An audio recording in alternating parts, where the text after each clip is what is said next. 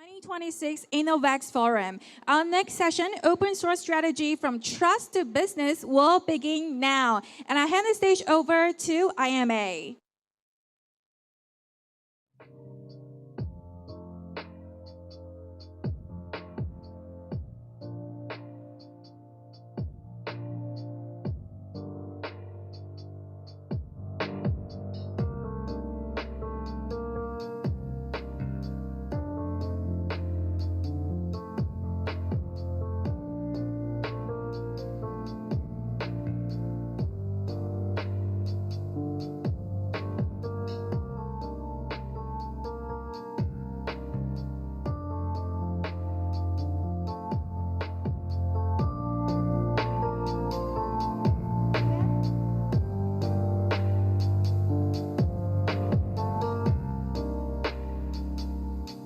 Good afternoon, distinguished guests, speakers, and friends. I'm Claire. Welcome to today's InnoVEX Forum. This is our first forum in this afternoon.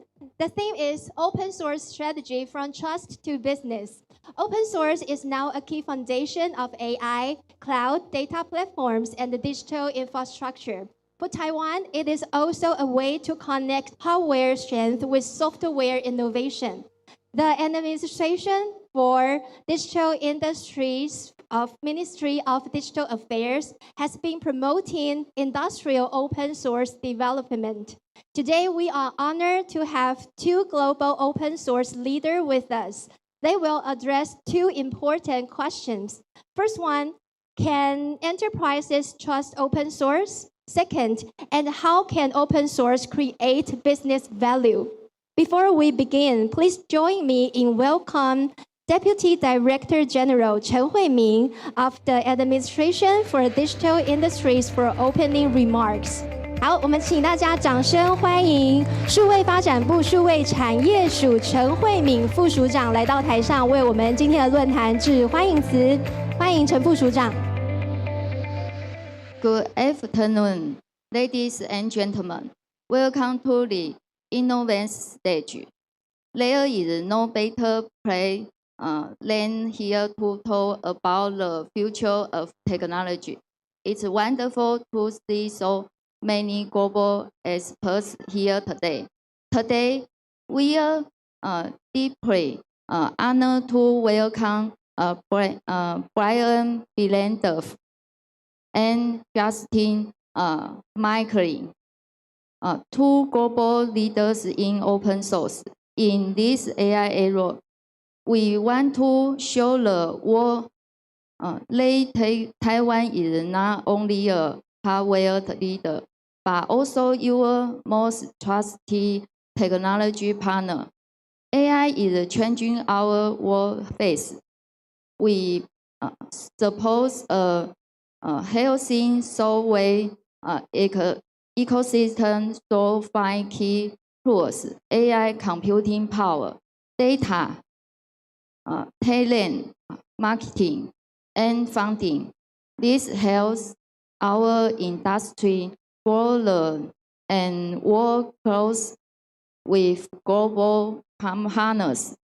For decades, Taiwan has been famous for world-class hardware, but today, our capability go far beyond chip and servers.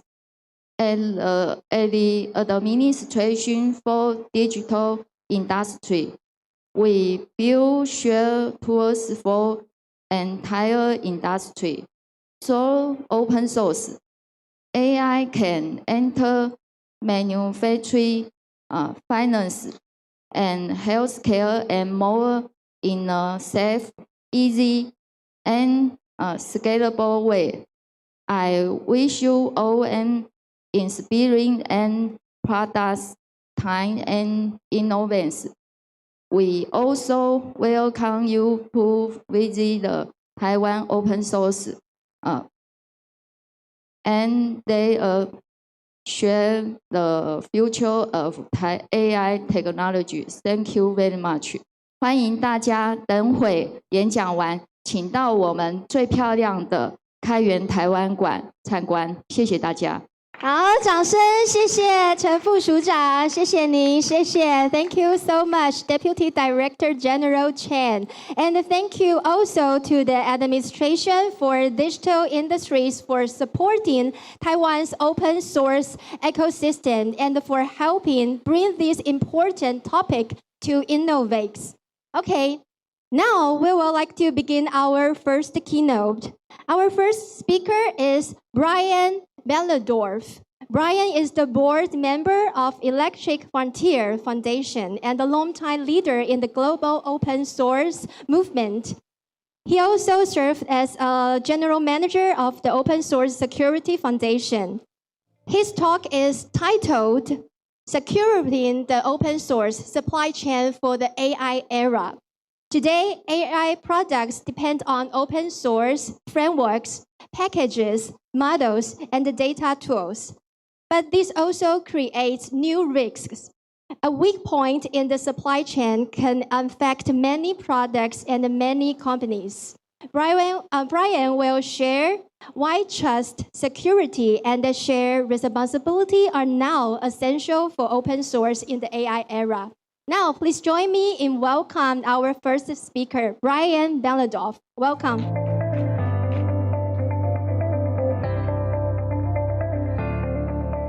Great, thanks.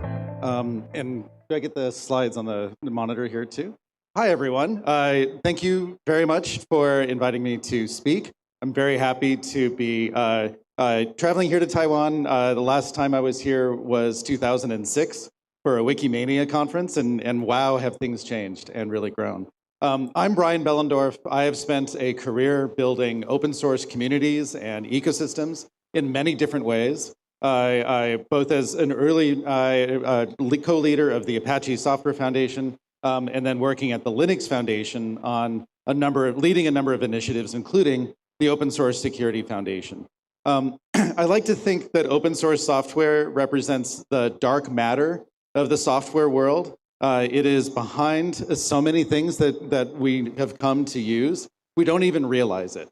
Something like 74%, and this is based on surveys conducted by a team at Harvard who have crunched the numbers and systematically looked across how open source software is used. And 74% on average of the software inside a car, behind a website, all of that is open source code. And we don't think about it. We can kind of take it for granted.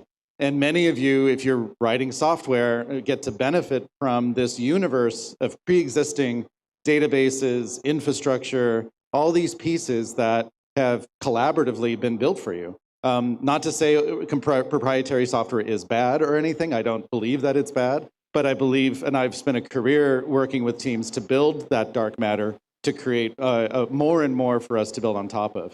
And the result has been that it's really worked. And there continues to be more and more new open source every day.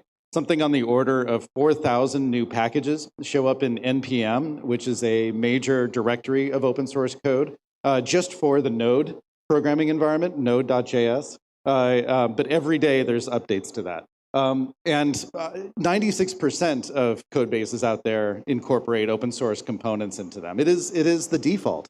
Now, a lot of that open source is developed by really healthy teams who are constantly making new releases, fixing bugs quickly, that sort of thing. But not all of them.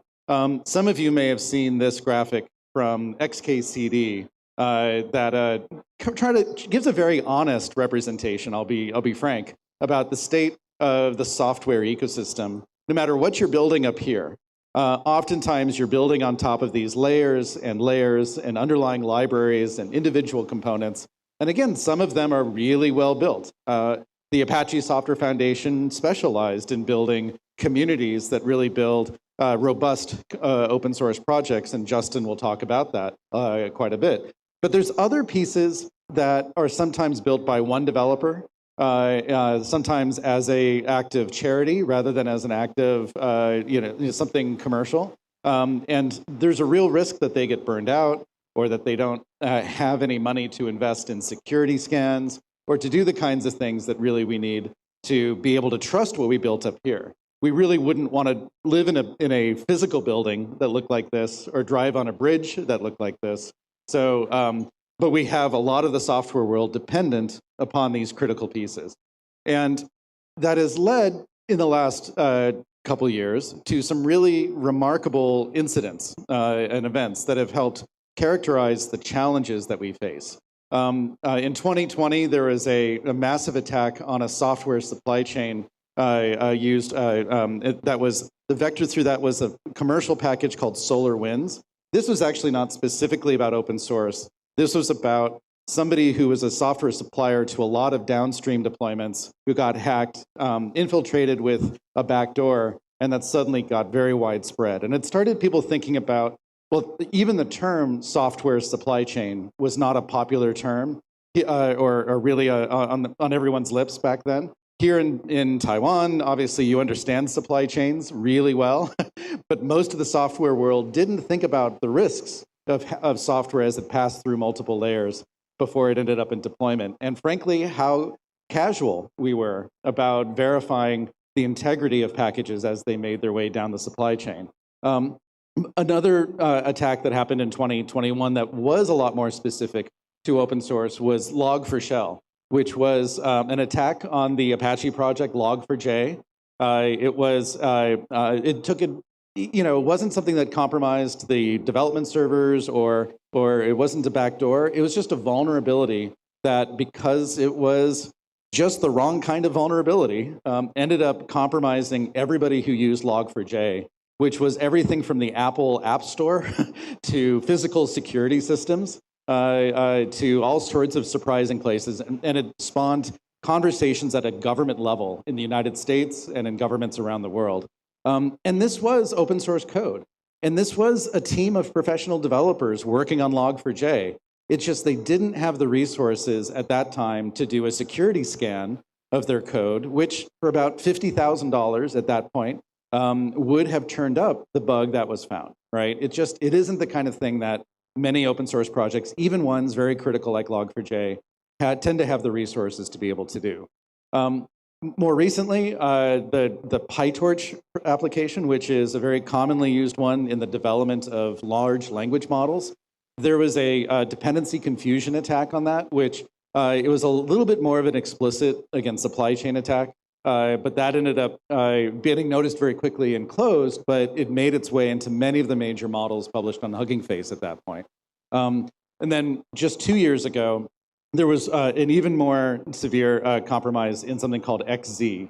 Now, XZ is an example of one of those tiny little utilities maintained by one person that got used everywhere. It's a compression routine that just for compressing data, that as it was incorporated into the SSH system, which is a remote shell system, it stood the risk of actually compromising a very large number of networks. And it was caught, actually surprisingly, by a Microsoft researcher who was doing some testing and noticed that SSH was taking a few hundredths of a second longer than it should have in performance information. He drilled down and he found this backdoor that had been planted in by a contributor to XZ who had shown up and started, for a number of years had been contributing as an honest participant, we think.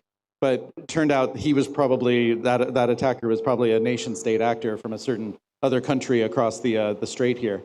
And that was a problem. And we were lucky that it was caught before it was compromised. But it meant that all of the social engineering that we depend upon in open source is not enough. It's great, it's essential, but it's not enough to actually provide guarantees around the quality of the code that I think we would want. And the categories of these vulnerabilities then that these map to are malicious package publication, dependency confusion, compromised maintainers. I mean, open source is made of people. Open source is made of humans, and humans can be compromised in different ways. And in typo squatting, where if you include a package, you accidentally misspell it, and it pulls in another package that intentionally has a backdoor in it, but does the same thing. That's the PyTorch issue, and that can cause problems as well. doing this in the AI domain, I obviously puts all of these previous problems on steroids, on a rocket ship. It makes it so much worse. And this doesn't even include a whole new set of vulnerabilities that are AI specific. These are simply existing things that just get a lot more challenging when you talk about the increased demands of supporting AI systems. We have a whole new wave of critical dependencies on infrastructure like Hugging Face, which is like our dependency on GitHub, as well as on packages like PyTorch that are now so widely used that they become critical infrastructure. And it's not enough just to hope that the one or two folks working on PyTorch do it well.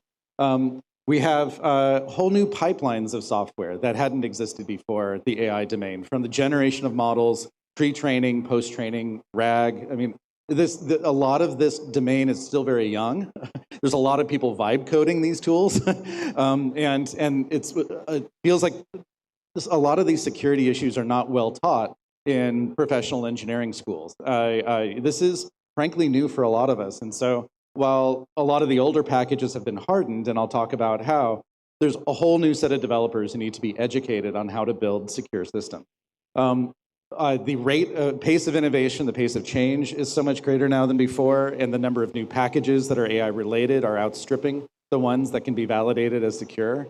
And obviously there's unique challenges that come from the fact that so many people are vibe coding these days, and those packages that create code are being trained on pre-existing open source code that itself might not have been secure. So these are just, everything has gone to 11, as we say. So in the Open Source Security Foundation, there's been the development of a number of tools, and 3 tools in one project to talk about that's kind of more of a funding project. But a couple of tools on top of actually dozens of other tools that are worth diving in and learning more about. But the 3 kind of headline tools that the OpenSSF has developed to try to tackle these problems are the following. There's something called the OpenSSF scorecard, which is a set of scripts that you point it at a GitHub repository, and it tells you, here are the concerns, not just from what's inside the code, but how the code is built. Are you pinning your dependencies, for example, which is a way of trying to avoid automatically picking up a new compromised underlying dependency. Do you conduct code review on your code? So some of this is automated, some of this requires humans to it's like a checklist to go through this, but once you do that, you have a score that you can then compare yourselves apples to apples with other projects out there. There's another effort called SigStore, which, when you pull something from the Apple App Store or from the Android Play Store or other places, there's signatures to make sure the thing you're pulling down hasn't been compromised, hasn't been changed from underneath you. But in open source, typically we tend to depend on, did I pull that from GitHub? Did I pull that from a known good repository? But those repositories have been hacked, right? And those pathways are brittle. SigStore is an approach that allows developers to sign the packages that they publish in a way that has a shared root of authority, a root of trust, so that you can say, of these hundreds of packages I've pulled in for this one deployment, all of them have been signed, or here's the few that haven't been signed and require a greater scrutiny. We're at the point now, Justin, correct me, where SigStore has been adopted by a large number of the Apache projects. I don't know if it's the majority. The majority, okay. And so that's something that's worth looking at as well. If you're interested, if you use a lot of open source code, and I know if any of you have a technology company or work at a technology company, you're using a lot of open source code, these 2 things should be part of your checklist in how you pull this code in and how you deploy it. There's also something called the SALSA framework, which is a little like the scorecard, but it's a way of expressing layers of conformance to processes for publishing code, and what are the steps, the criteria that you applied when you did that. And it's a way of just expressing levels of confidence in the security approach that the projects take. That includes things like, do you publish an SBOM? An SBOM is a software bill of materials, which again, those of you in the supply chain space here in Taiwan or globally, you do all the time. You have a very clear notion of what's in this package is this set of underlying things. this is pretty new for software to have a standardized approach to labeling so that somebody knows what's deep down inside.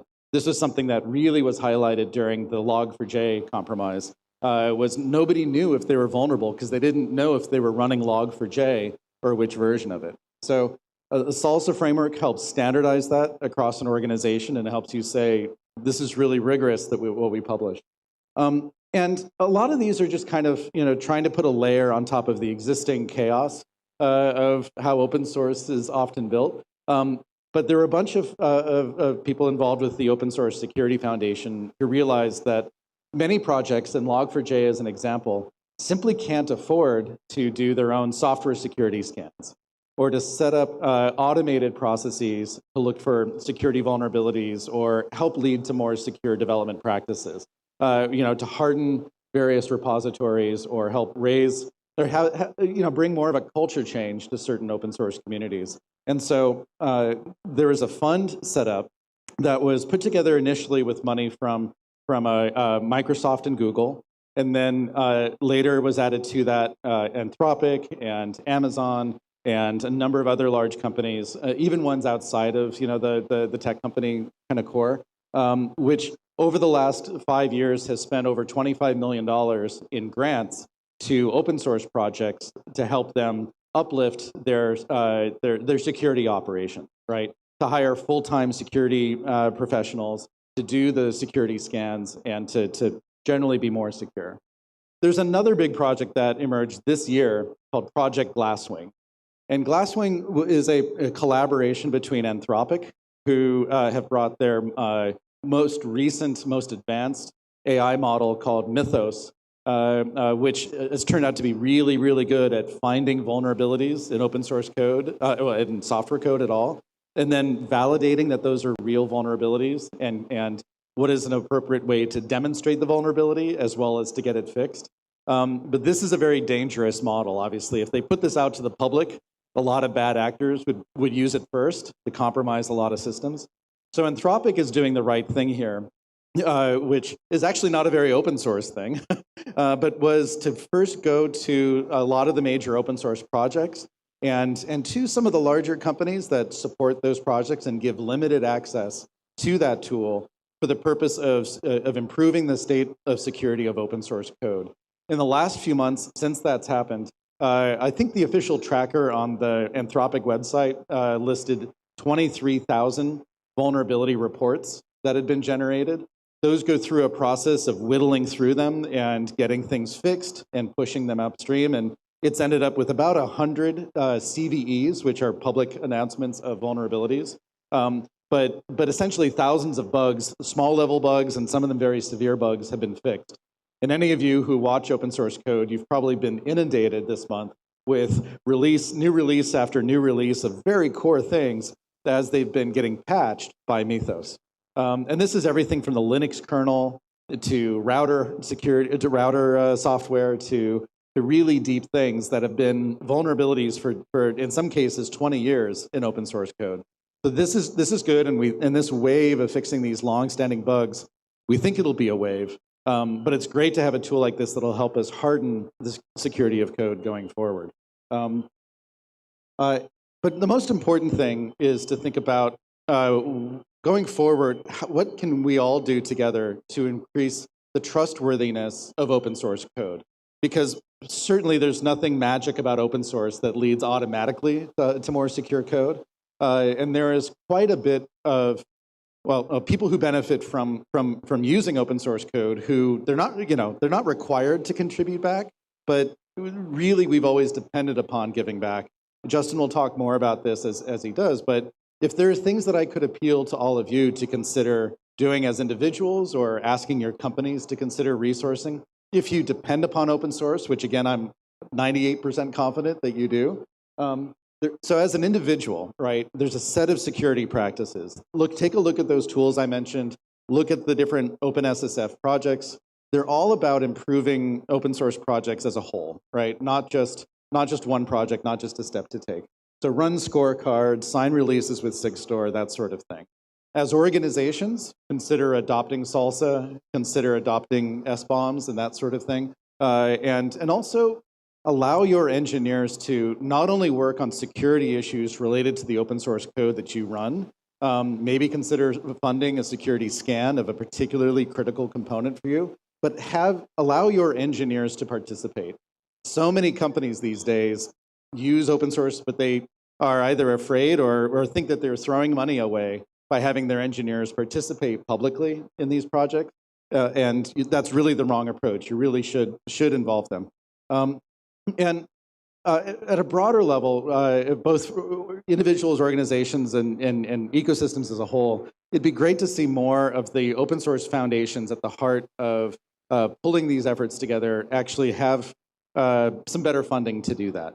So that is organizations like Apache, like the OpenSSF or other Linux Foundation projects, or the Python Software Foundation.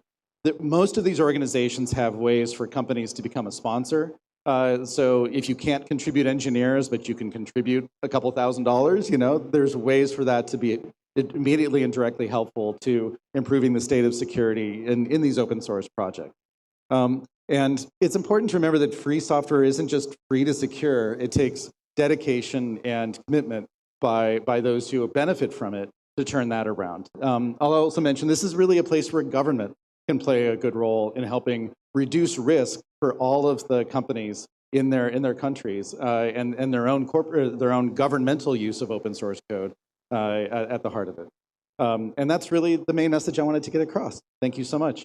Thank you so much, Brian. Thank you for your such an insightful talk. Thank you so much. Okay, Brian just showed us why open source security is now a business issue, not only a technical issue. Once trust is in place, the next question is, how can open source create a long-term business value?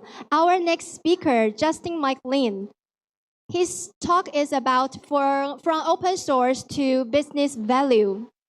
Justin is a board member of the Apache Software Foundation, vice president of the Apache Incubator, and the community manager at Data Strato. Justin will explain why open source is more than code. Strong community create trust, continuity, and business confidence. He will also share why companies should not only consume open source, but also participate into communities they depend on. Ladies and gentlemen, please give a round of applause to welcome Justin. Please welcome.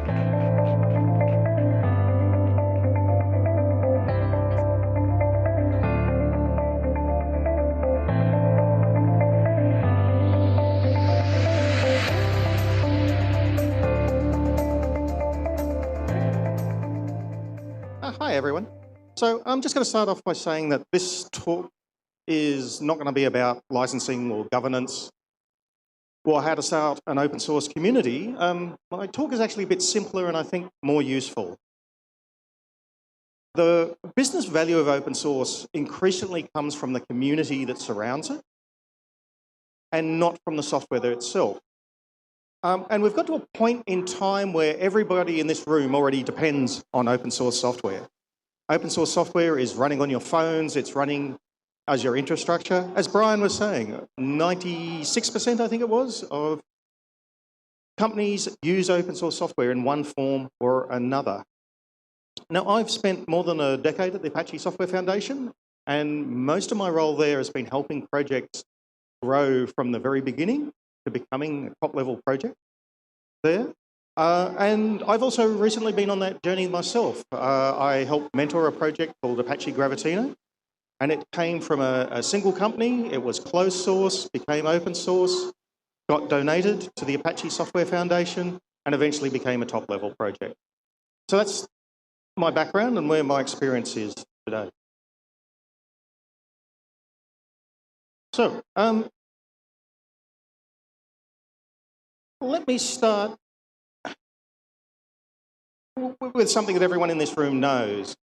And it's, even if it's not on your architecture diagram, even if you don't explicitly acknowledge it, open source software is in your AI frameworks, it's in your cloud infrastructure, your data platforms, and more importantly, the tools that your developers use every day. So if the question is, should we use open source? That's already been answered. The answer is yes, you already do. So the interesting question is a slightly different one.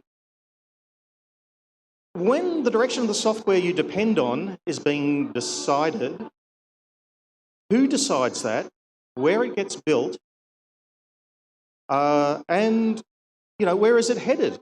And the question you need to ask yourself is, are you part of that decision?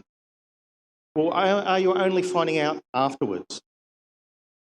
And that's the gap between consuming and participating in open source. It's what separates organisations that gain strategic advantage from the ones that just get cheaper software. For years, I think I've skipped a slide there. Whatever.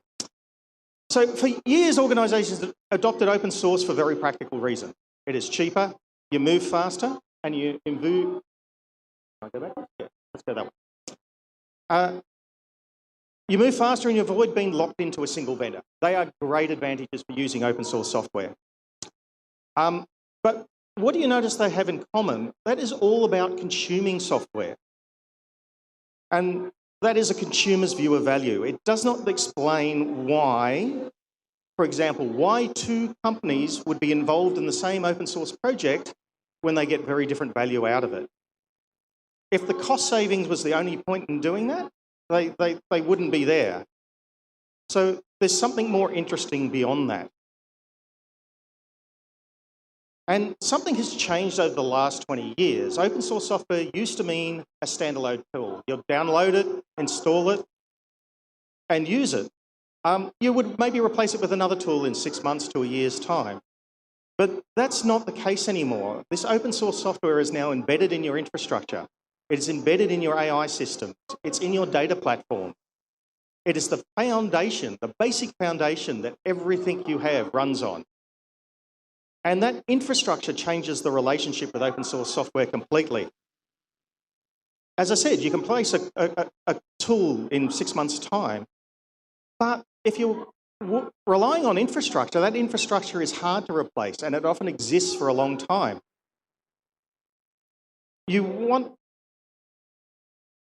So you will need to rely on it, and the ongoing dependence is exactly why a passive relationship with it becomes a risk.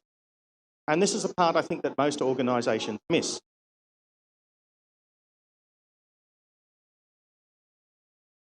So here's an assumption that almost everyone makes. We often assume that the best technology wins. Great software makes a successful project. In my experience, that is not the case. I have seen very successful technology projects not succeed. And it wasn't because the technology wasn't good, it was. What happened is, there's an issue here. Let me start. It's half true.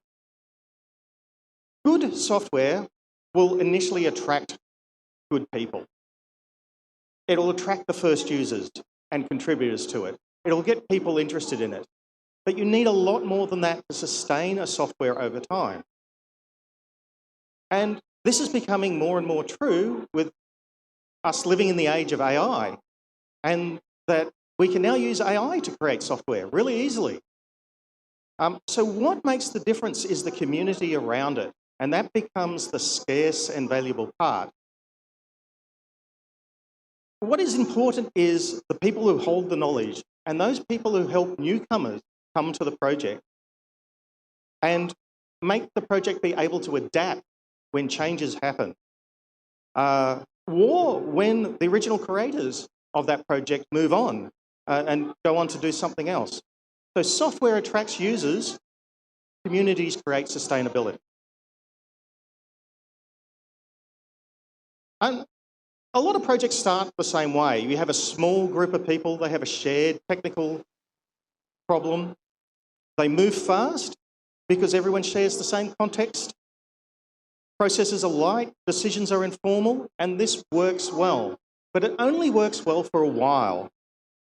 Then as the project becomes more successful, it'll attract more people, new contributors, and more organisations and companies will get involved. And those organisations and companies will have different roadmaps. They'll have different priorities. They will want different features. And sometimes those goals between all those people are going to be in conflict. So this diversity is a sign that this project has succeeded, but it brings with it complexity and some other real problems that need to be solved. The project now has to serve the interests of multiple people, and sometimes those interests don't line up. And how a project handles this tends to decide whether the project survives or not. And this means that projects very rarely struggle because of technology. They struggle when they stay dependent on that small group or the single company that created them in the first place. They struggle when only a handful of people know how the project works, and that knowledge has never been handed on to other people. They struggle when a project cannot survive without a key person leaving the project. And I've seen this happen on multiple projects, mentoring in the Apache Software Foundation. Sustainability begins the moment a project no longer depends on that single person or the single group that started them off in the first place. And in my work, I've helped projects make this transition and succeed and survive that point of inflection. The ones that say dependent on a single group can stall and die. Or when a major event happens, they can also disappear. When organisations join a project, they come for different reasons. So, there are reasons like they want to build a commercial product. They may just need a feature developed. They may want to develop deep expertise in this project, or they may just want to get a bug fixed. Like, there are many, many, many different reasons. People assume those competing interests are a problem to be solved, but the healthiest communities do not try to eliminate those differences. What they try to do is they try and create a space where they can coexist and be productive. And sometimes this will even happen between direct competitors who are using the same project. And that is actually reassuring. It means you don't have to pretend that you're there for just goodwill.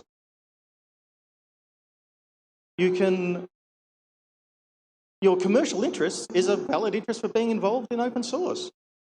I'll give you a good example. Apache Iceberg, which hopefully a lot of you have heard from here, is a really good example. It started inside Netflix, but today it has multiple competing companies that use it.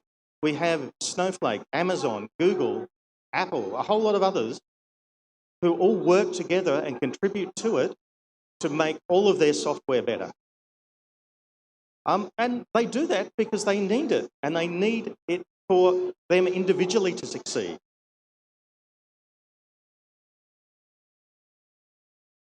A strong community brings you four things. It brings you continuity, it brings you trust, it brings you resilience,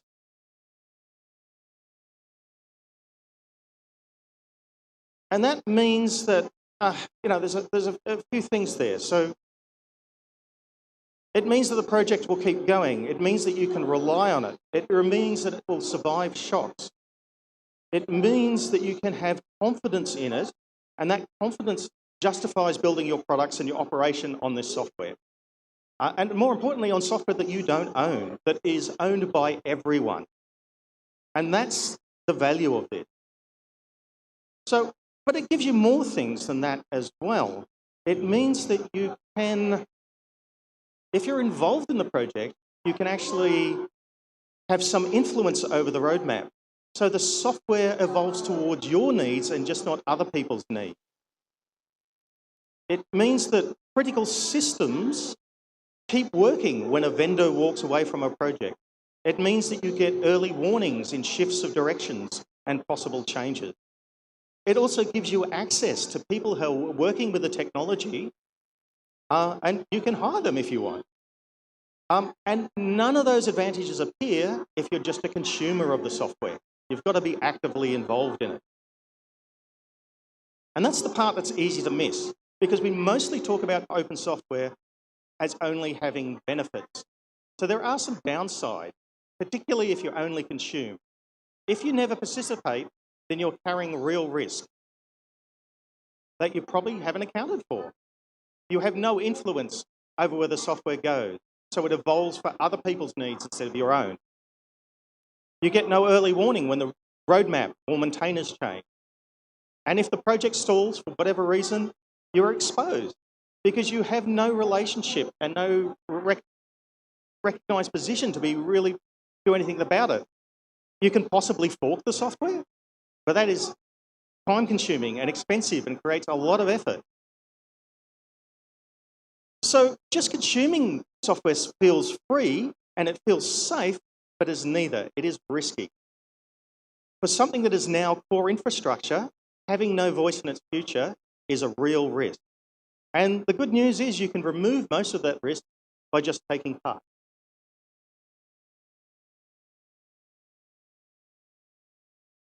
So why is it safe to invest in something that you do not own? And the answer is mostly governance, and I don't mean the bureaucratic kind. When a project is governed openly and there's no single vendor in charge, no one can take it away from you. No one can change its license or quietly steer it for their own advantage. This neutrality is exactly what it makes it safe for competitors to invest side by side, and what it makes it safe for you to build your projects on top of. Again, let's look at Iceberg. Precisely because no single vendor owns it, it has become a shared standard. And the commercial value of that standard is absolutely huge. In 2024, Databricks bought or acquired Tabular. And the amount is not known, but it's rumoured to be between $1 and $2 billion.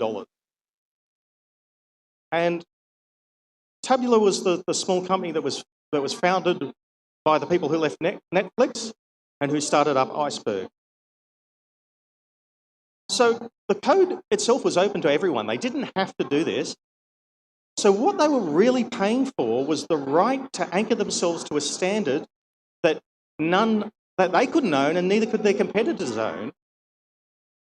You could argue that they were buying talent to help improve Iceberg as well. But there was another event that happened shortly after that, was Snowflake, who was also reported to be a bidder for Tabular, donated Apache Polaris to the ASF. And there's a few other projects that play in this space. Databricks open source Unity catalog is another one. But rather than donating it to a foundation, they kept control of it itself. So both of those two projects are open source, but only one of them is vendor neutral. So governance is not bureaucracy. It's what lets you trust something that you do not own. And that's why where a project lives, who controls it, is a real part of your risk assessment, or it should. So the organisations that get the most out of open source are not the ones who consume it most efficiently. The organisations that get the most out of open source are the ones that help shape it. They move from users to being contributors, and they shape. It does not mean charity. It does not mean giving away your most valuable assets. It means having influence over the direction of the software that your infrastructure and business runs on. That single shift from user to contributor is the most powerful step that any company can take to turn open source from a simple cost saving into a genuine strategic advantage.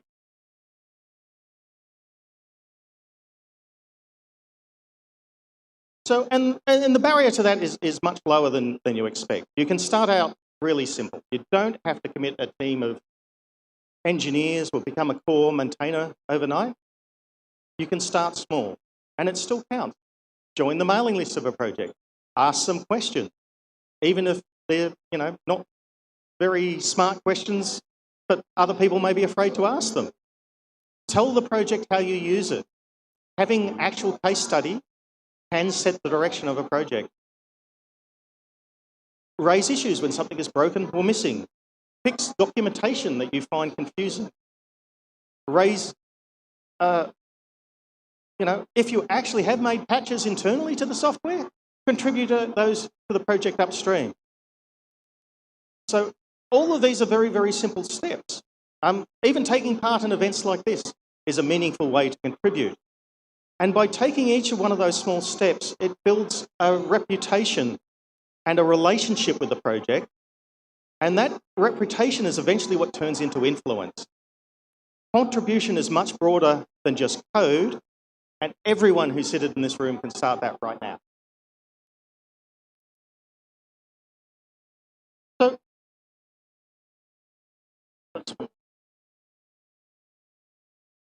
So Taiwan has built a world-class hardware on top of global standards for decades. You're really good at this. And the same logic can apply to software, especially to AI. AI runs on open source infrastructure, and the question of who shapes that infrastructure is really the question of who holds a place in the global AI infrastructure supply chain. And this is what turns AI into a lasting foundation for the entire industry rather than the next hype cycle to ride out. So I'll give you another example. I was involved in a project called Apache Dubbo. I was a mentor for that. And it grew into a global community that is used by the industry. It used to belong from one company, and it now belongs to everyone who contributes. That original company is probably 1/5 of the current contribution to it. So the same opportunity is available to all companies in this room. But you can't buy your way in. You can't consume your way in. It has to be earned through contribution and relationships that come with it. So you need to be involved in open source to be able to do that. So if Taiwan's enterprises and software providers move from just being users of open source software to being contributors, you don't just adapt the next generation of AI, you help decide where it goes, you help shape it. And that is the difference between following the industry and helping make it. So open source communities do far more than just build software. They create trust, resilience, and the shared ownership that leads to innovation. And they make that software survive over time. The software is the easy part, particularly now that AI can create software and can write the code for you. The lasting part is the community around the software. So I'm going to leave you with one question here and one small step. Are you going to continue to consume open software? Or are you going to help shape it? And the step is a small one. Pick one open source software that you're involved in and just get involved, even if that is just a small way. So thank you very much. Thank you so much, Justin. Thank you. Okay, today Brian and Justin gave us two important messages. First, enterprises need to trust the open source they use. And second, enterprises can create more value when they participate, contribute, and help shape open source communities.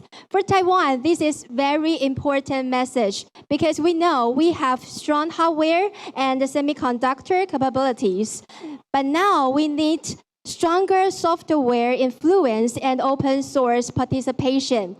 So if you want more to see Taiwan's open source work in action, please visit Open Source Team Taiwan at our booth. Our booth is just go out and turn left and go straight. You can see us. Our booth at S0524. And there you will see 15 Taiwan-led or Taiwan-contributed open source projects, including AI infrastructure, data, models, enterprise deployment, and domain-specific AI. We would like to see you at our Open Source Team Taiwan Pavilion, okay? Thank you so much for your joining us. Thank you.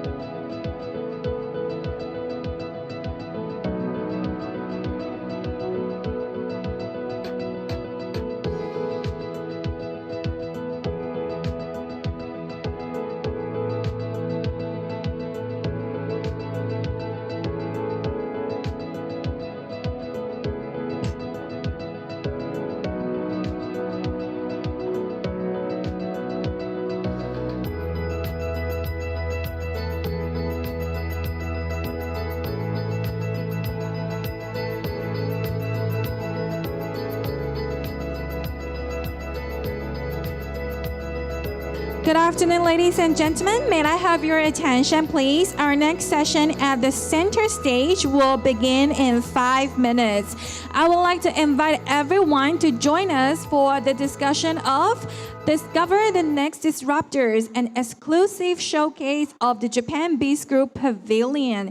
If you'd like to learn more about the Japanese ecosystem, on industry challenges, innovation solutions, and successful case studies, please kindly make your way over to the center stage of InnoVEX 2026. Our showcase will begin shortly.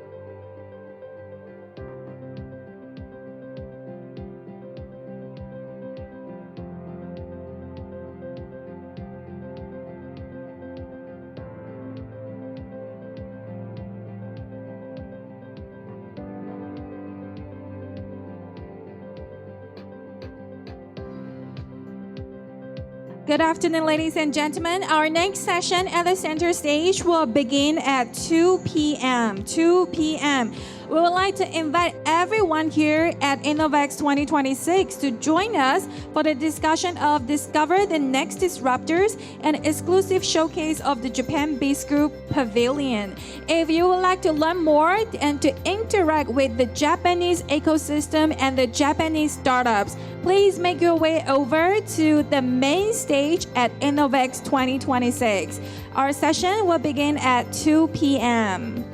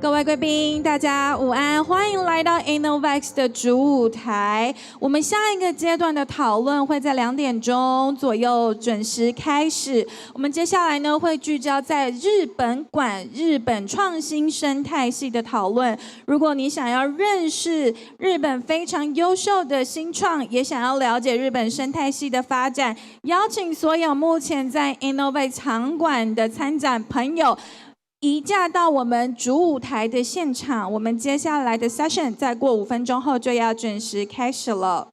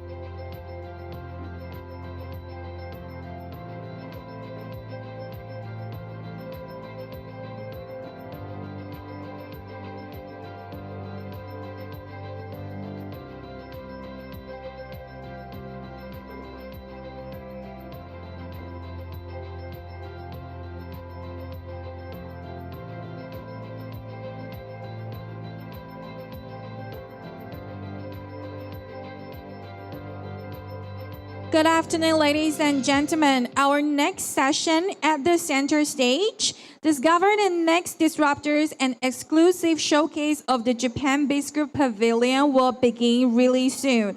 This session will feature presentation from 6 outstanding Japanese startups. They will share their valuable insights on industry challenges, innovation solutions, and successful case studies in Japan. If you'd like to learn more and to interact and to collaborate with the outstanding Japanese startup and to learn from their ecosystem, kindly make your way over to the center stage. We'll begin shortly.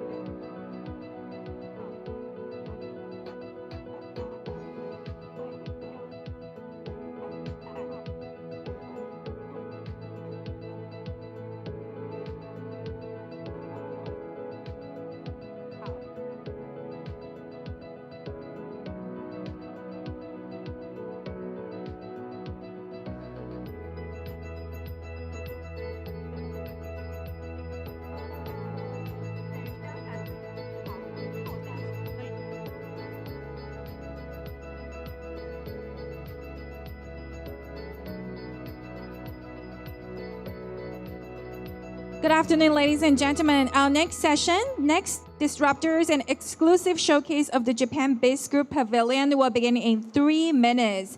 In this session, we will feature 6 outstanding Japanese startups. They will be sharing their insights on industry challenges, innovation solutions, and successful case studies. I will see you in 3 minutes at the center stage of InnoVEX 2026 Forum.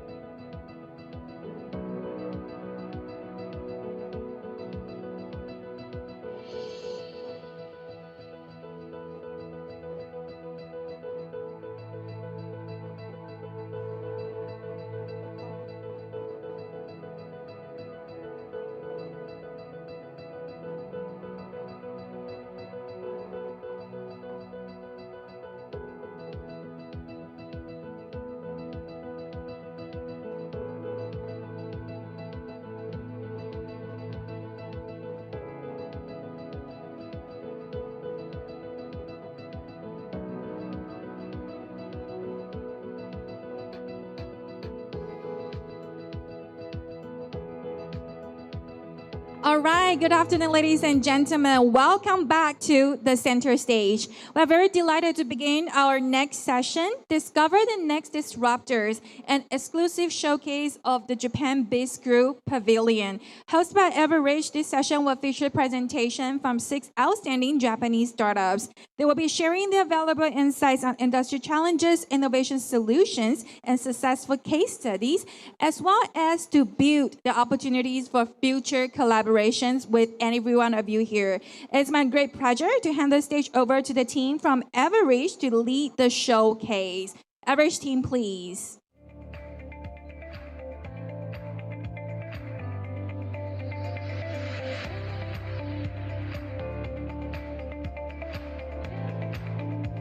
Let's give them a round of applause, guys. Welcome.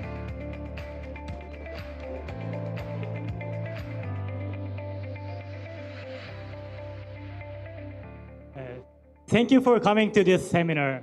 I'm Hui-Min from Everidge, and I'm the organizer of Japan Bizcrew Pavilion. And today, I would like to introduce the Japanese outstanding companies today. Please enjoy.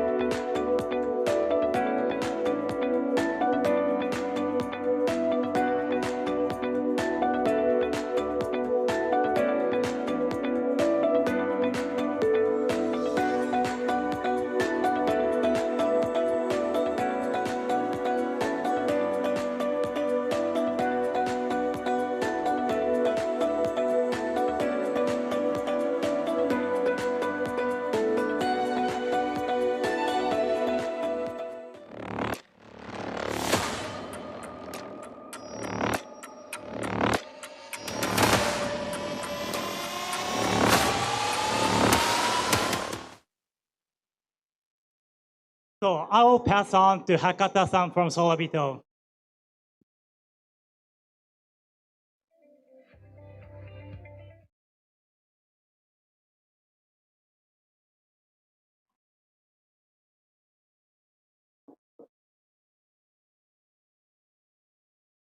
The world's frontline industries are at a turning point. Construction, logistics, manufacturing, maintenance. Massive industries, but facing severe labor shortages and operations dependent on individual expertise. We are bringing the world's most advanced voice AI into real frontline operations. Even today, frontline communication depends on people. Phone calls, consultations, confirmations, instructions. Manuals exist, FAQs exist, expert knowledge exists. But there is no system that delivers the right answer at the exact moment it is needed. Takumi X is a voice AI agent for frontline industries. Just speak to Takumi X while working. Takumi X delivers the answers you need through natural conversation. Sorabito is trusted by industrial players. For mechanics, maintenance procedures. For field teams, construction support. For offices, automated phone operations. This is not just another AI chatbot. Takumi X is designed around real workflows, embedded into actual operations, built as a new operational infrastructure. With multilingual support, Takumi X connects foreign workers at sites globally. It turns expert knowledge into organizational power. We will transform the world's frontline industries. A new workforce for labor-constrained frontline operations. Takumi X. So thank you for watching our video. I'm Kazuaki Hakata, CEO of Sorabito. We built the de facto operating system in Japan construction industry. Let me talk a little bit about that. So today, I would like to explain three things. First, who we are. And the second one is our solution. We have three core solutions. And the last, about the request for today's attendees. Let me quickly introduce our well-balanced management team. Founder, Mr. Aoki. He's a son of a construction company owner. He grew up loving construction industry. I spent 11 years at investment banking at Merrill Lynch, covering tech sector. So I bring finance and strategy to Sorabito. We also have strong team covering product or execution and operation.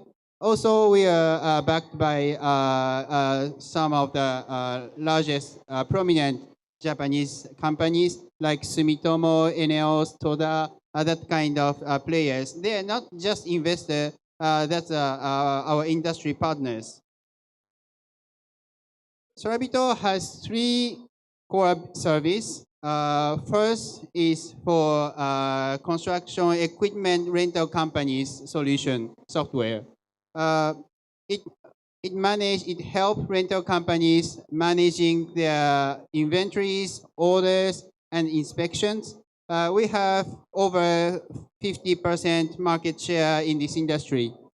Also, the second is inspection and safety management for construction general contractors in Japan. More than 400 sites is used now. The third one, our newest product is voice AI agent named Takumi X. This is for industrial workers. Japan, as you may know, we are facing decreasing the skilled workers. More than 30% workers will decrease by 2040 in Japan construction site. And also, as you can imagine, industrial workers don't type. Their hands are occupied, and so they need a hands-free solution. So Takumi X let workers simply ask to AI, and the AI will answer on behalf of their staff. Oops. For technology perspective, we partner with 11 Labs. Maybe you know 11 Labs is the global #1 in voice AI agent. Takumi X supports 74 languages. But what Takumi X truly unique is that we bring 10 plus years industrial deep critical industry knowledge and data to the AI. For example, I'm very happy to announce that we recently announced a partnership with Komatsu, one of the world's largest construction equipment manufacturers. They started to use our voice AI agent when their mechanics ask instruction for repair or maintenance. This is a typical case of where we are going. So as a closing, let me choose a differentiate about the attendees. If there someone who is in equipment manufacturers or rental companies, constructions, please come to our booth and we will make a demonstration of our cutting edge software or voice AI proven in Japan. And manufacturers, factories, maybe some of you are overwhelmed by customers' phone and support, endless catalog inquiries. Takumi X should be the best solution for that. And finally, for venture capital, we are actively seeking venture capital partners to accelerate our global expansion. Thank you very much. And I will pass to Olive. Thank you.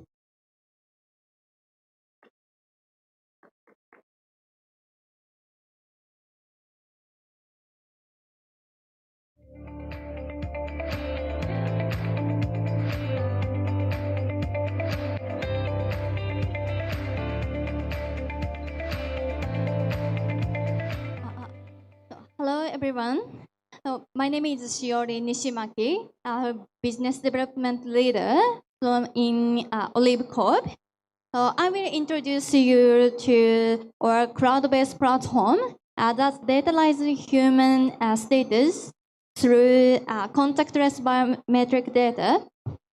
So our core vision is turn any camera into the bio sensor anytime, anywhere, and on any device simply by using existing camera. So we can convert low biometric data into meaningful human status data. For example, our platform can instantly visualize critical insight like today's well-being level, stress level, and engagement level. So, without inquiring any specialized and wearable hardware. Yes, Olive is built to be a highly verticalized cross-industry platform through a simply API connection or technology seamlessly integrate into a massive ally to market.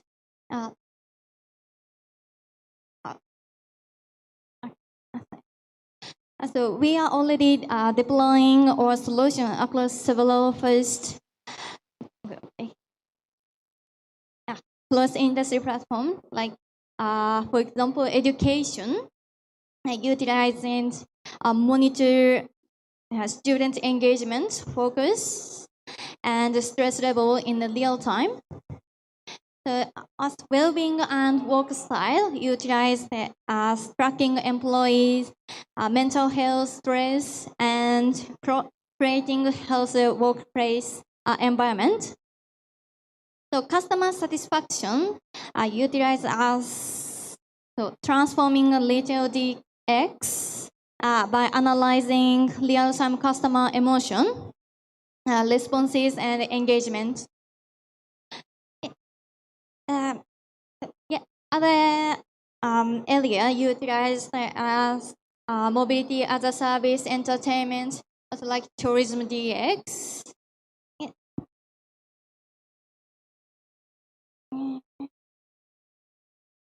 Our business model is built for scale as a simply API subscription.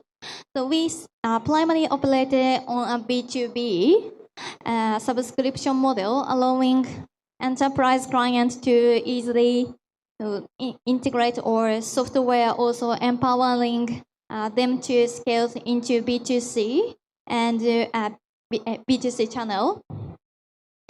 So that market potential is massive in Japan alone. Our total addressable market is 8 billion US dollars, breaking this down by industry.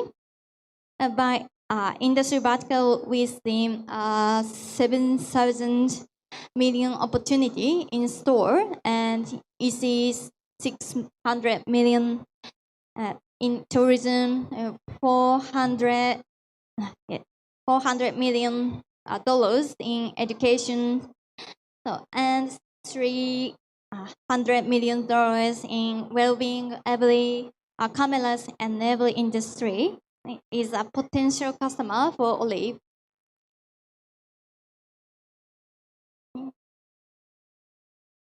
So our commercial transaction demonstrates us the strong demand for this technology. In the Japanese market, our revenue is growing at a remarkable surge of 39%. Looking at our financial projection, we anticipate accessible climb from 5 million US dollars to 9 million US dollars. So now we are ready to scale beyond Japan. We are rapid expanding to overseas market.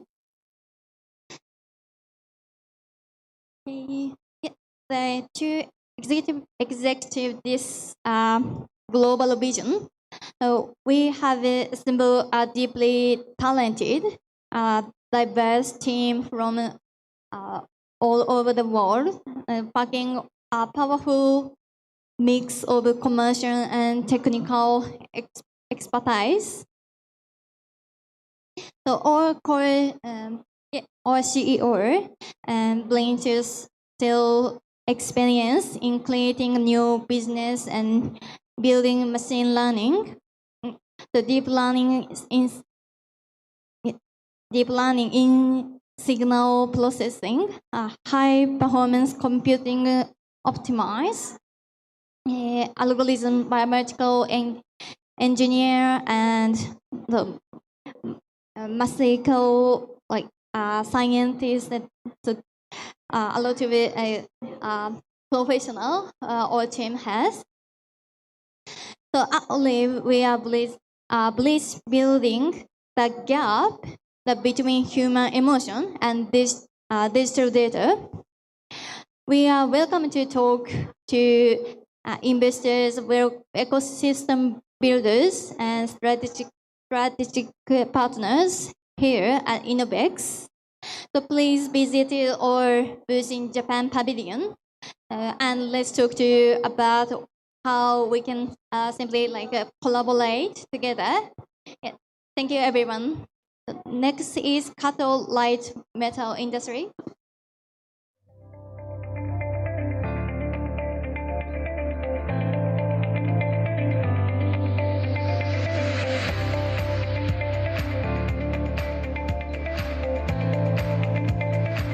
Hello, everyone. I am the president of Cathode Light Metal. Today, I want to talk to you about ultra thermal coating. We are here to cool the future and heat up the industry. We are an aluminum processing company from Japan, founded 8 years ago. When you hear an 8-year-old metal processor, you might think we just a traditional old school business. However, we are not.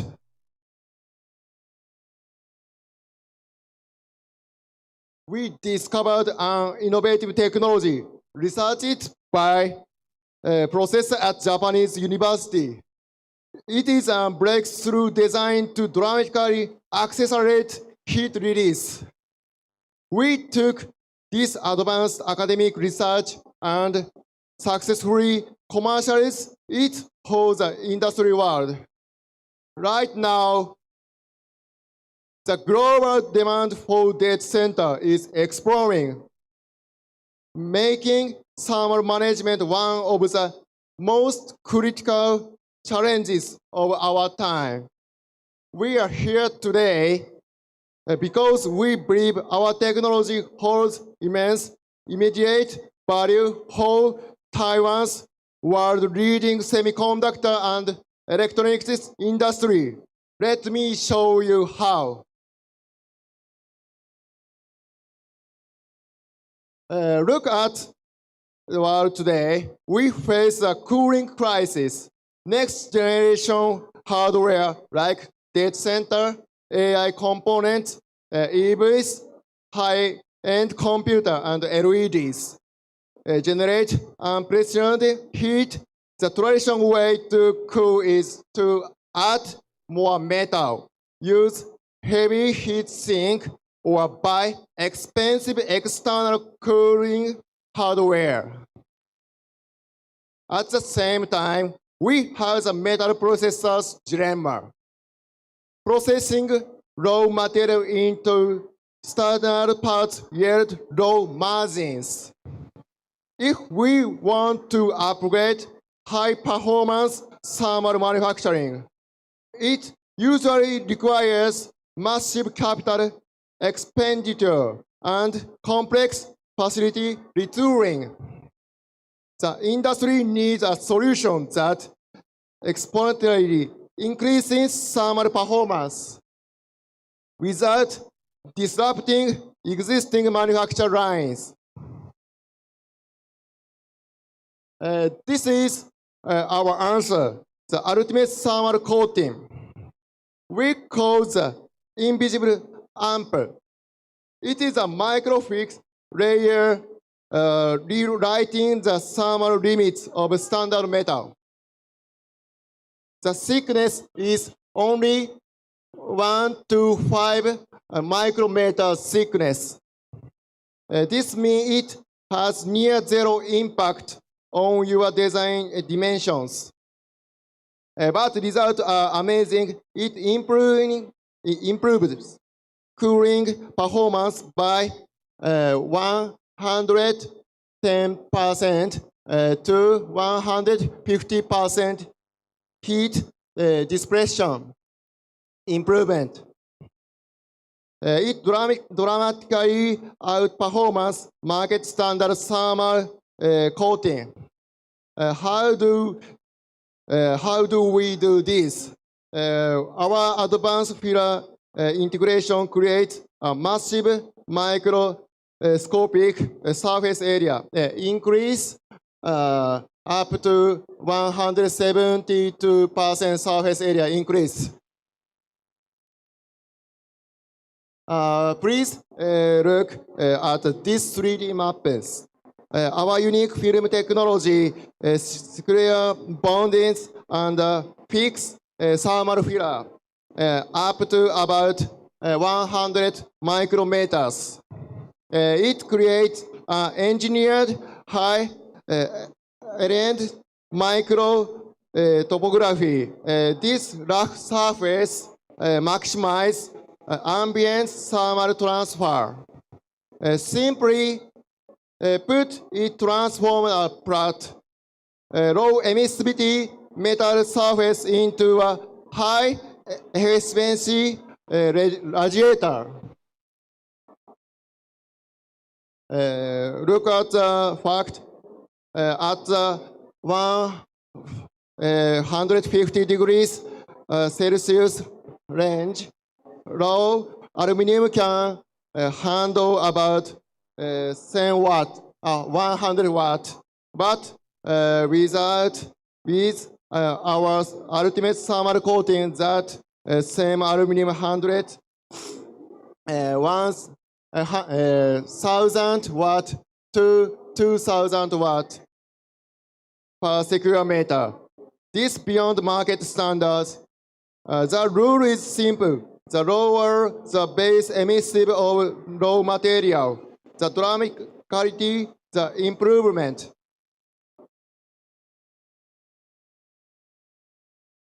Now let's talk about the process, code, and feasibility. The traditional high heat coating requires specialized application and high temperature baking. That means high capital expensive. Our ultimate thermal coating use an easy coating process. Standard prep, easy coating. You can apply it using a standard brush, spray, or roll, etc. Step 3, fast turnaround. It dries at room temperature to room temperature. No special crying is required. Step 4, you get a premium thermal part. The feasibility is excellent. You have a drop-in compatibility with your existing production line. Zero expensive cooling hardware or curing infrastructure is required. The technology works on many materials, silver and nickel, aluminum, copper, and specialized alloys.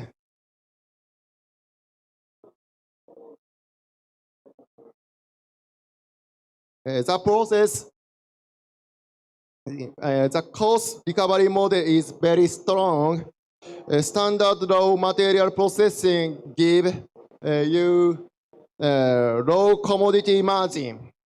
The traditional thermal solution costs too much money, but our coating has low cost input, microscopic material used. Sorry, no time. This application to computing and games, automotive and power, and industry hardware, and advanced electronics. Finally, let's look at the technical special functions, film thickness, and heat resistance, and adhesions. Here I want to completely honest with you about our limitation. Our heat resistance is high stable up to 200 degrees. However, if your project requires extreme environments over 200 degrees, this coating is not the right choice. That is, it is weak point. But for the vast majority of electronics, EVs, computing, data center, this is a perfect, highly physical solution. Please partner with us to scale the future thermal dynamics. You can contact cathode metal industry at the detail on the screens. Thank you for listening. Let's heat up the industry together. Thank you. Next is Chen.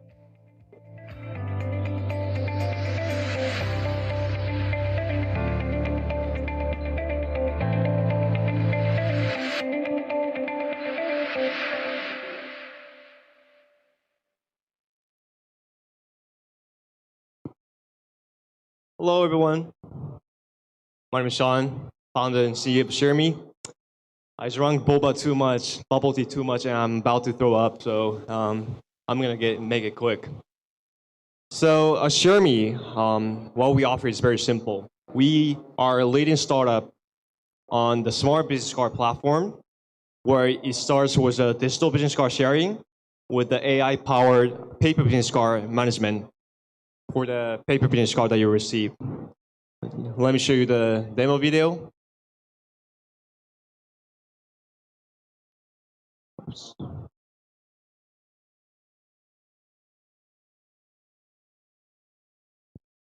Oops. Oh, here we go. With the one tap of the smart business card, you can share any content you want to share, including your digital business card, social media, website, PDF documents, or even product page. And for the paper business card you receive, which you probably receive a bunch of paper business card at this event, we offer the feature that our OCR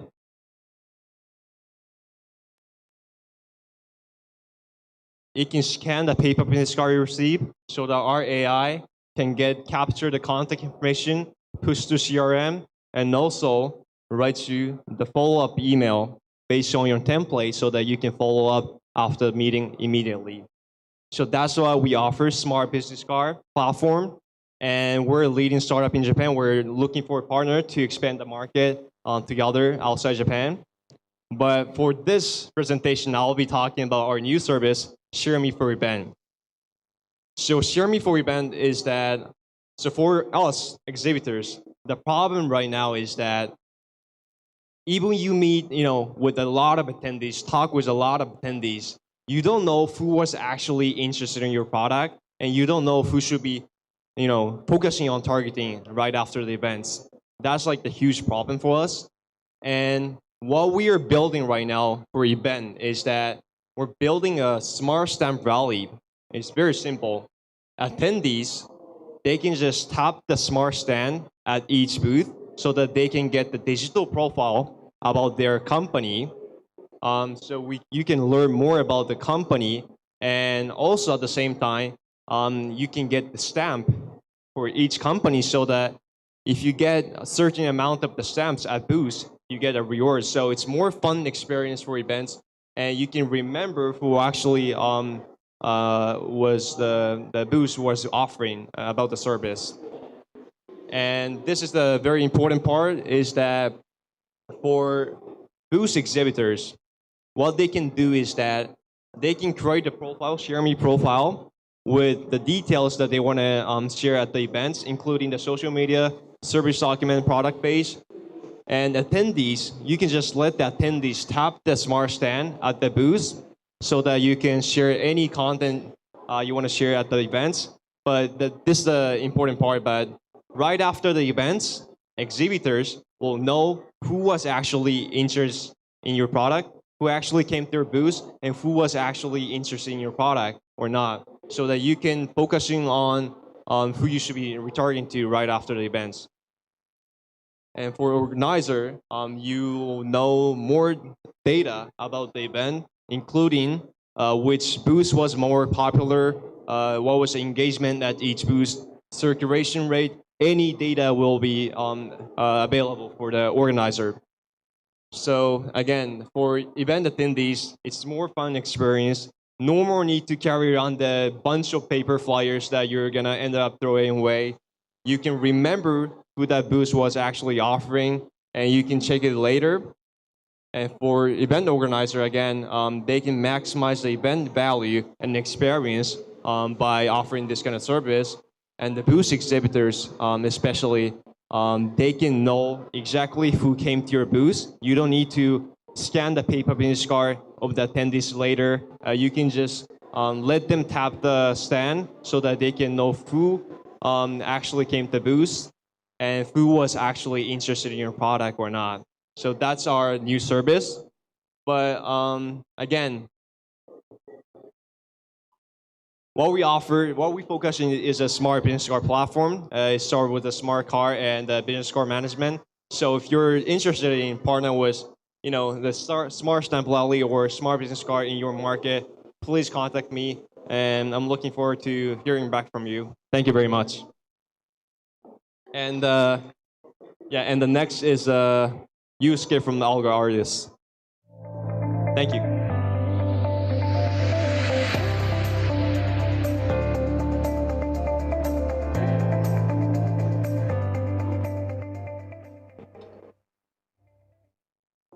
Hello, everyone. Thank you for coming. I'm Yusuke Muto, co-founder of Algo Artist.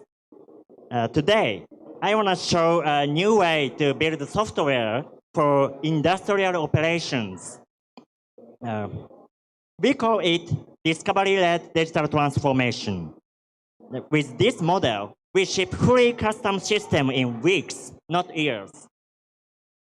At a cost to off-the-shelf SaaS. First, who we are. Algo Artist started in July 2021 as a spin-off from DNA, one of Japan's leading tech companies. Our mission is to optimize social infrastructure. To do that, we combine three strengths. Top algorithm engineers, product-grade UI and UX, and a flexible platform built for very complex operations. Let's say more about our engineers. Let me say more about our engineers because they are the core of our product. In Japan, the largest competitive programming contest is AutoCoder. Among the top programmers there, our company is voted the #1 place to work, ahead of Google, Microsoft, and Toyota.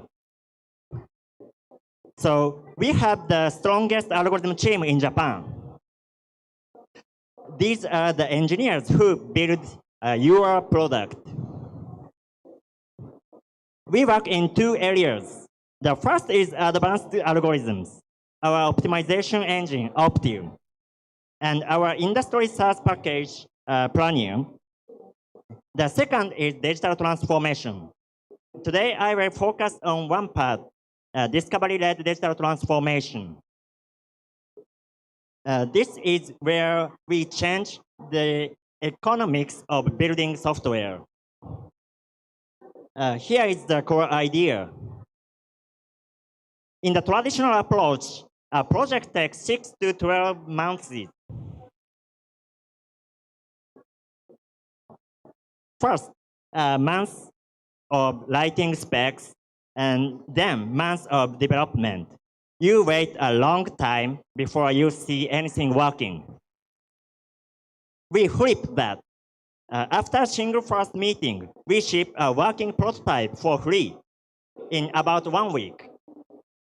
From there, we keep iterating with hands-on access to the live product the whole time. We deploy in 1 to 2 months. The result is a huge cut in time to value. Why does this matter? The traditional model is long, expensive, and slow to show ROI. Every scope change pushes the cost up. And there is very little room to fail.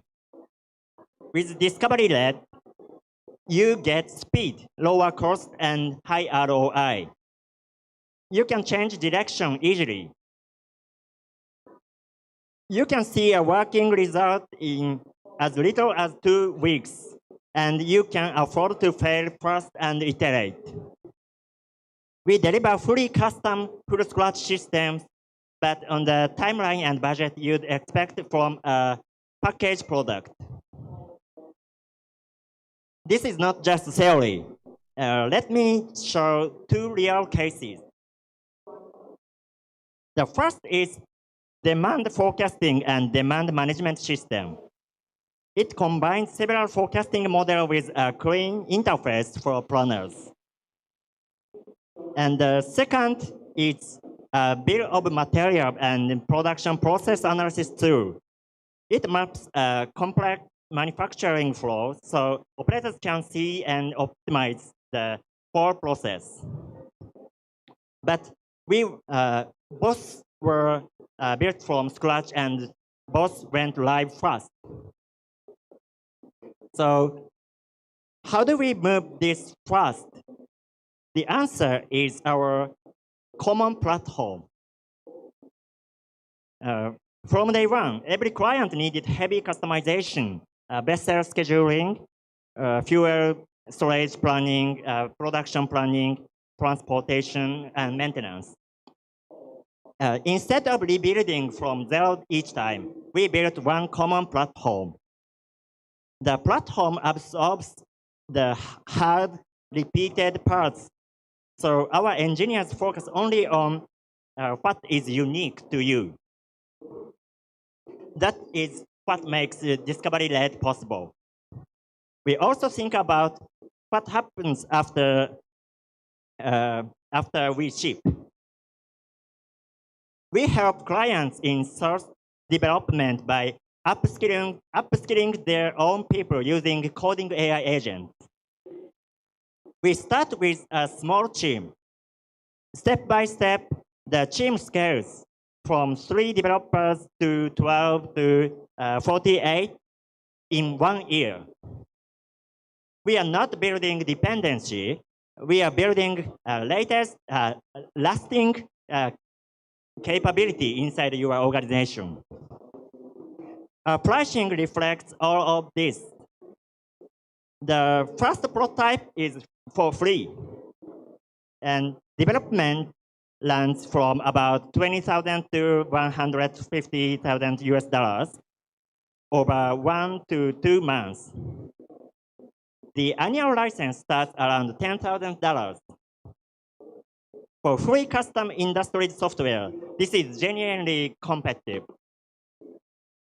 So let me leave you with this. If you have a complex planning or operations problem, you no longer have to choose between a rigid package and a year-long custom build. Let's explore.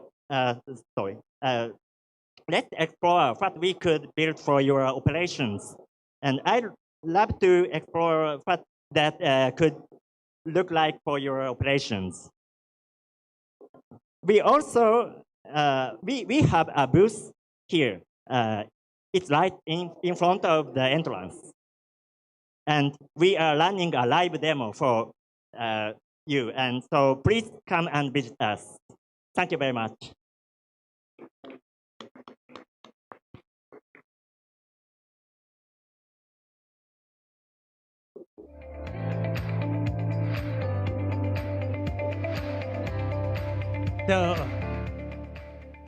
So thank you very much for your attention to the outstanding Japanese startups. And the startups you have seen today all have a booth at the Japan Bizcrew Pavilion. In addition, there's more Japanese startups in our pavilion. So our booth is located near the entrance. Name is Japanese Bizcrew Pavilion. The booth number is S0118. It's very close to here. And they are ready to do a demo and have a further communication with you. So please come to our booth and please look at the future Japanese technologies. Thank you very much for your time today. Thank you so much, Team Average, and all the speakers from Japan Bizcrew Pavilion for your insightful presentations. If you are interested in learning more, please visit them at the Japan Bizcrew Pavilion at the exhibition floor to connect and to explore partnership opportunities. Thank you all once again for joining this session. I'll see you later at a keynote session that will begin shortly in a few minutes. So if you're interested, feel free to stay, as we are really honored to welcome our speaker who will be coming up next in a few minutes, Ms. Valerie Perkis. She is the president of the Paris region, and she will share on the session of building the next generation of AI infrastructure. So our next session will begin in a few minutes. I'll see you later.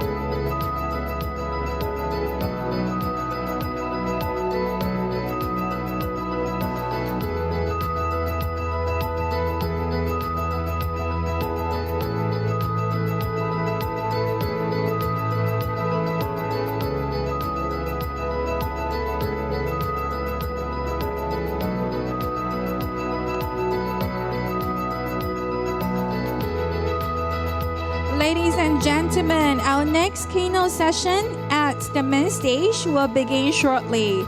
We will be really honored to welcome Ms. Valerie Perkis, the president of the Paris region, to deliver a speech on building the next generation of AI infrastructure. There will also be a panel discussion following up with the famous French companies for a panel discussion on the topic to learn on the French of the forefront semiconductors, high performance computing, and quantum technologies.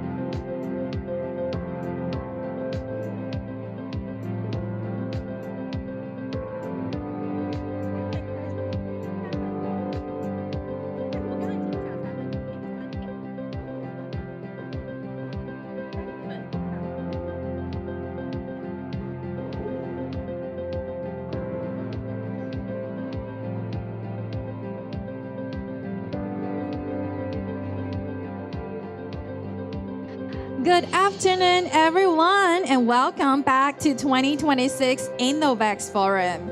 It's my honor to begin this session with a keynote speech titled Building the Next Generation of AVAC Infrastructure, Europe's Role in the Changing World. And our speaker is already on the stage. Allow me to introduce her for 1 minute. Ms. Valerie Perkins. She is the president of the Paris region.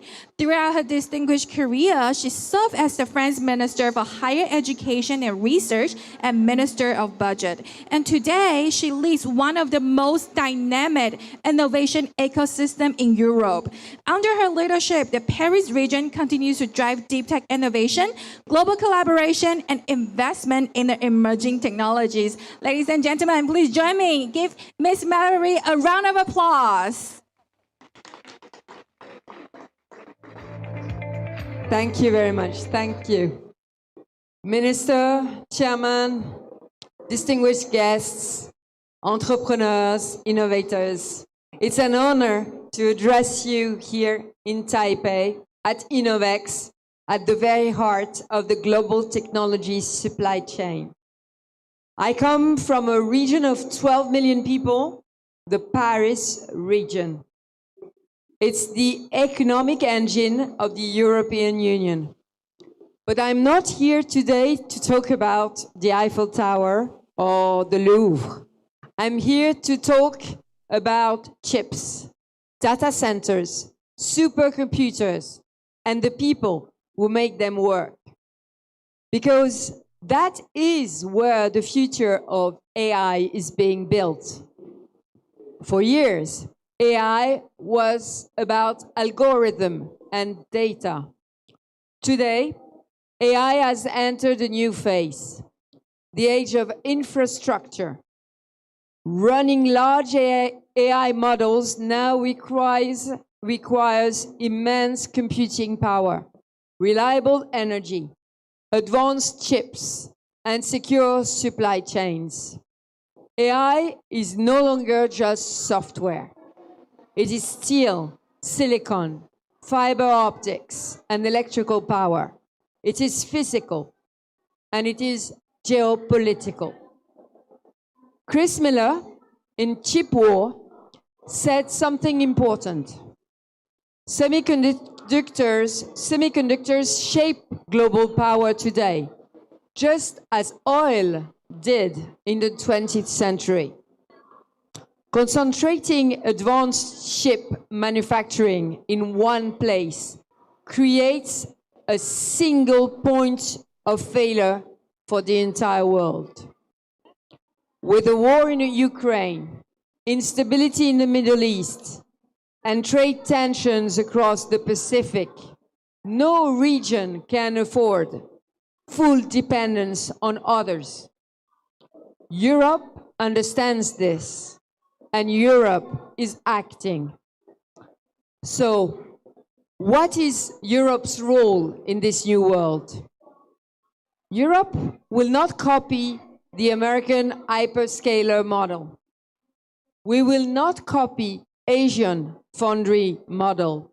We are building something different, something the world actually needs, an open, sovereign, and sustainable approach to AI infrastructure. Through the European Chips Act, the EU has committed over 43 billion euro across the entire semiconductor value chain, from research to production.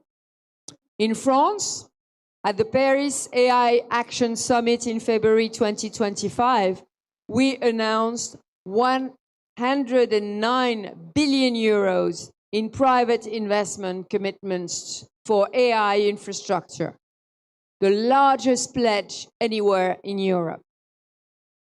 But this is not only about money. This is about values.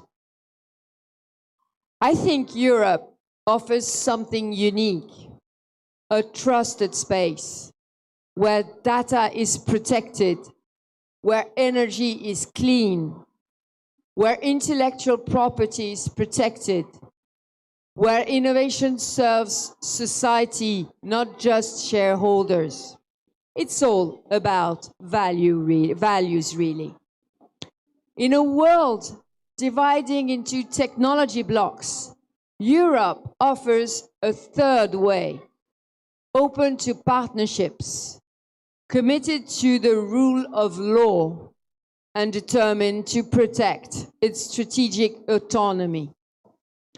This is what European technology leadership looks like.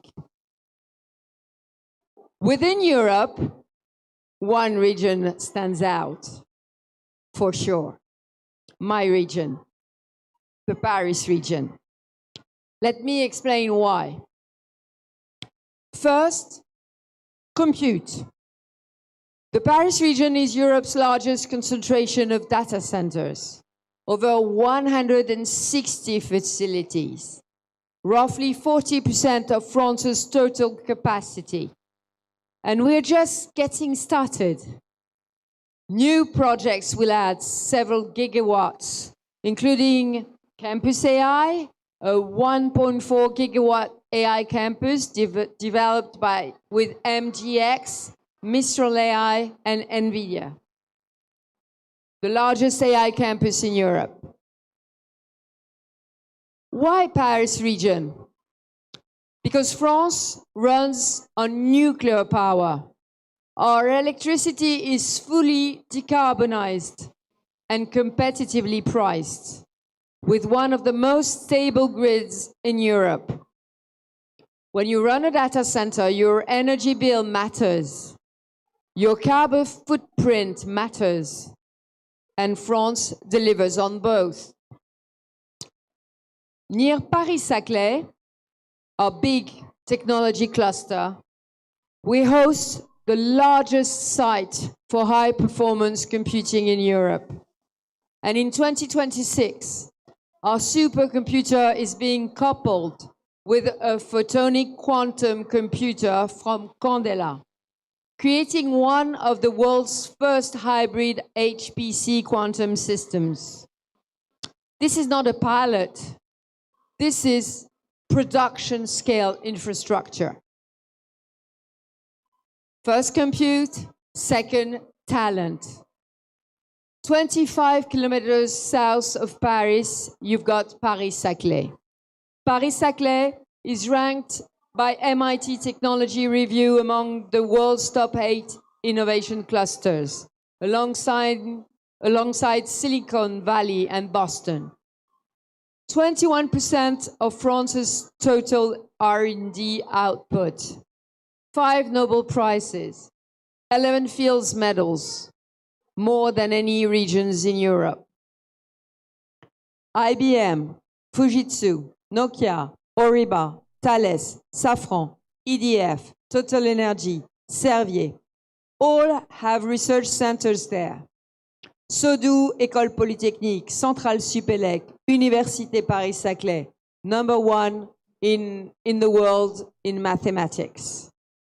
160 AI research labs, over 700 AI startups, and 794,000 students. 794,000 students, 28% of France's total student population. This is where Mistral AI, Europe's first AI decacorn, was born. Decacorn was born. This is where global companies come when they need the best researchers and engineers. Second, talent. Third, industry. Because as I told you, AI is not just about software. It's also driving reindustrialization. At Paris-Villaroche, 45 minutes south of Paris and home to Safran aircraft engines, we offer industrial land ready for new projects. At Val-Francilia, near Charles de Gaulle Airport, 43 hectares are already reserved for high-value manufacturing, electronics, semiconductors, advanced systems. Both sites are ready now. Fourth, quantum. Quantum is our last asset. The Paris region leads Europe in quantum technologies. I told you about Candela. Candela, photonic quantum computing, spun out of Paris-Saclay. Their latest system, Lucy, is now coupled with the CEA computer. Pascal, neutral atom quantum computing, also born from Paris-Saclay. They are pioneering hybrid quantum classical systems that will reshape computing within a decade. Through our PAC Quantique program, the region funds their development directly. This is not a claim, this is a fact. Paris region is the #1 quantum ecosystem in Europe. So, ladies and gentlemen, of course, I did not come to Taipei to compete with Taiwan, but I came to build with Taiwan. Let me be clear about our semiconductor strategy. We're not building mega fabs. We are building the brains that go into the fabs. And many of those brains are manufactured right here in Taiwan. Let me give you 3 concrete examples. Cypearl near Paris designed REA1, Europe's most complex microprocessor. It is the CPU that will power Jupiter. Jupiter is Europe's first exascale supercomputer. Where is REA1 made? At TSMC. Cypearl recently secured 130 million euros in financing, including from Cathay Venture, a Taiwanese investor making its first ever investment in France. Second example, Sora. Sora developed Jotunate. Jotunate is Europe's first inference processor with high bandwidth memory and chiplet architecture. Designed at TSMC using 5 nanometers process and advanced CoWoS packaging through our Taiwanese partner, GUC. In fact, Jotunate was showcased here in Taiwan just last week. Proof that this partnership is already delivering. Third, Candela. Candela again developed Lucy in Massy, the world's most powerful photonic quantum computer, now running alongside a supercomputer at the CEA. Their processors are built in their own semiconductor pilot line in the Paris region. Photonic quantum computing needs exactly the advanced fabrication expertise Taiwan excels at. They are here with us to build that partnership. The message is simple. Paris region designs, Taiwan manufactures. Together, we deliver. This is not dependency. This is complementarity. And it creates value for both sides. This week, I'm holding bilateral meetings with some of Taiwan's most important technology leaders in AI, semiconductors, and advanced computing. This keynote is not a speech. It is a starting point for real projects, company by company. And let me finish with what matters most in this industry: people. You can build data centers anywhere.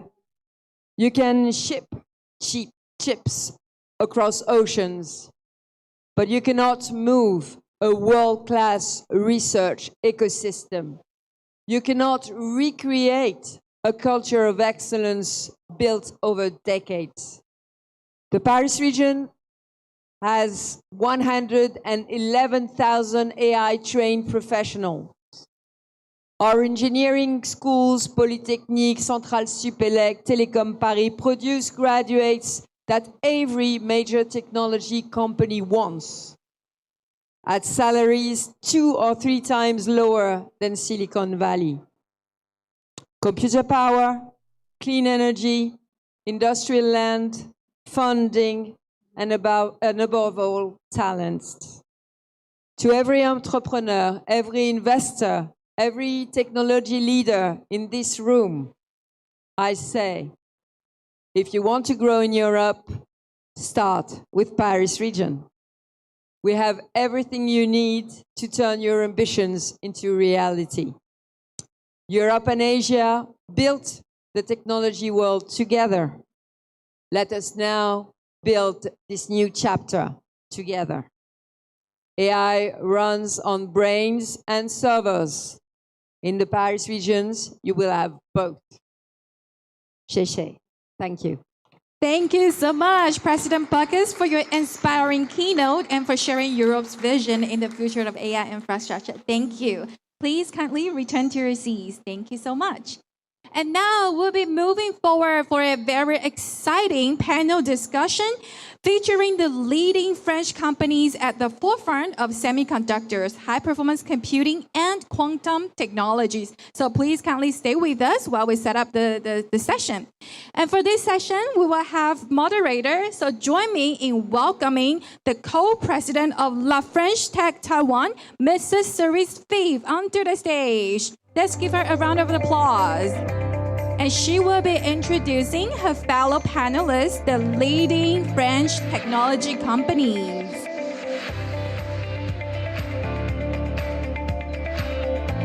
I'll hand the floor over to Mrs. Cerise. Thank you. Hello. Thank you. Good afternoon, everyone, and welcome back. My name is Cerise Five, co-president of La French Tech Taiwan, a non-profit association dedicated to promoting French innovation through its startups and to act as a bridge between the France and Taiwan ecosystem. I'm also the co-founder of a French AI startup called Synapse.io. I am delighted to be moderating this panel today. So we are building on the discussion opened by Valérie Pécresse, president of the Paris region, whose keynote just presented how Europe and the Paris region in particular is shaping powering the next generation of AI. So as we have just heard, AI infrastructure is no longer only a technology topic, it's also a strategic issue for industrial competitiveness, energy efficiency, technology sovereignty. So in this panel, we will look at how next generation computing infrastructure is being built in practice across several key layers of the value chain, from industrial AI to sovereign HPC infrastructure, energy efficiency, and quantum computing. So we have today an exceptional panel representing several critical layers of this ecosystem. I am pleased to welcome Stéphane Siro, Vice President High-Tech Industry at Dassault Systèmes. Please join me on the stage. Yes, please. Or maybe in the middle? Under your... 大家好。 Thank you. The chairman. Philippe Noton, CEO and founder of Cyper.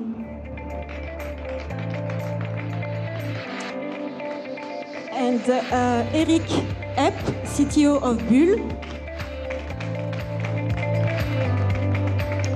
And Nicolas Proust, VP Strategy and Corporate Development at Pascal. Thank you. Good afternoon. So, thank you for being here with us today, this afternoon. I'd like to start with the industrial applications driving this transformation. And my first question will be addressed to Stéphane, as Dassault Systèmes is a global leader in simulation, digital twins, and industrial software platforms, helping companies transform the way they design, manufacture, and test their product. So Stéphane, as industrial AI is often seen as the next frontier for productivity and innovation, How are AI simulation and virtual twins transforming industrial competitiveness? And what does this mean for the future of computing? Please. Thank you, Cerise. Hello, all of you. I'm delighted to be here. I'm delighted that Dassault Systems is a proud sponsor of the French Pavilion. We've been 20 years. We're celebrating our 20th birthday here in Taiwan. So thanks again. All of you take the plane every week, every month. And planes are extremely complex systems. And they are designed, and the system design is in vast majority designed with Dassault System solutions. Now, the reason I'm talking to you about planes is that until recently, these were the most complex systems out there. AI factories are fast becoming even more complex. You, I'm sure, saw Jensen Huang's keynote on Monday, and you saw the DSX framework for scaling gigawatt-scale AI factories. These are the most complex systems the world has ever seen, combining hundreds of thousands of GPUs. They are gigawatt scale. So it can take, in some cases, a nuclear power plant in terms of the wattage coming in, the power coming in. Now, at Dassault Systems, we're very, very proud and very happy to work with NVIDIA to help them design the system, the AI factory system. Because if you have a complex system, you need to design the system. And designing the system, you need to design it cognizant of the subsystems and the disciplines underneath: cooling, power, compute, networking. You need to model the AI factory to maximize its efficiency. It is taking in watts, and it is producing intelligence, tokens. And as you heard on Monday from Jensen Huang, these tokens will translate into revenue. So an AI factory is today's computing stack, and it needs to be designed as a complex system for optimum efficiency.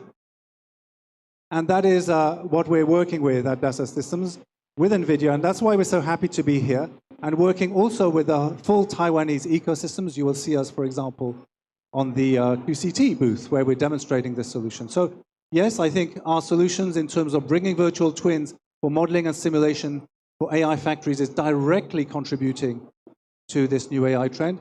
And also with the agentic, the agents arriving, as we also saw on Monday, really accelerating the interface that you have with these systems. We're going from a graphical interface to a user interface. We are taking agentic to engineering, so that engineers can benefit from being augmented by agents, what we call virtual companions. On Monday, we announced that we are now working with NemoClaw and OpenShell, and that is just an example also of how we are bringing the power of AI to engineers worldwide, which are all using our solutions every day. So that series is how Dassault Systems is proud to contribute to this new era of AI. Thank you, Stefan, and congratulations for the announcement on Monday. What we see with industrial AI is that innovation requires more data, more complex models, and more computing power. So the next question will be, what kind of processors and architectures will support this transformation, and who will control it? So that brings us to Philippe Noton, CEO of Cyperl. Cyperl, which Madame Pécresse has mentioned, is developing sovereign European high-performance processors designed for supercomputing and AI workloads. So, Philippe, how is the AI revolution shaping the need for computing power, or maybe better, reshaping the need for computing power? And why do sovereign HPC processors matter in this new era? Yeah, thanks for the questions. So first of all, I would like to thank our friends in Taiwan, because our first chip is back from TSMC. We got it 3 weeks ago. It's starting to work quite well and above the expectation we had on simulation, and that this kind of chips that we would like to deploy as soon as possible in supercomputers and in the data center that we listed below. So to do this, we are, let's say, 200 in France, in Spain, in Italy. Quite proud to say also that Cyperl Taiwan is now alive, let's say, for a couple of weeks that we should have our first employees, let's say, in the next weeks in Taiwan. Why? Because we cannot produce this kind of chips without Taiwan, but for sovereignty needs, we want this to be fully developed in Europe. We know what's inside, and we know that TSMC will produce exactly what we have sent to them. Now, we have discussed data center. What you have in the data center, you will have companies like, for instance, Vinci, Bouygues, building infrastructure, Schneider Electric for all the power supply, built for the machine. But the very significant value of the data center is the semiconductor which is built in. So you have semiconductor for power supply, you have CPUs like the one we are building, you will have GPUs like NVIDIA and others. But let's say more than 50% of the value of a data center is coming from the semiconductor. And that's the critical part that we should not miss. Because we have announced, let's say, billions, dozens of billion euros, 100 billion euros of semiconductor. So the key point is where this value is going.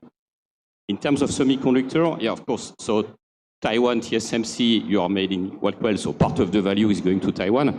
Now the rest is to ensure that the design value and the jobs behind, for which is in terms of chip design, this part remains in Europe. If not, we'll see exactly what happened 20 years ago in the internet days, where all the value has been given to Google. And let's say out of this, we have, let's say, Europe, let's say the GAFAM to be created. So that's one of the key points, which means for us, what we meant in terms of sovereignty, it's design in Europe, production in Taiwan, but we know what's inside.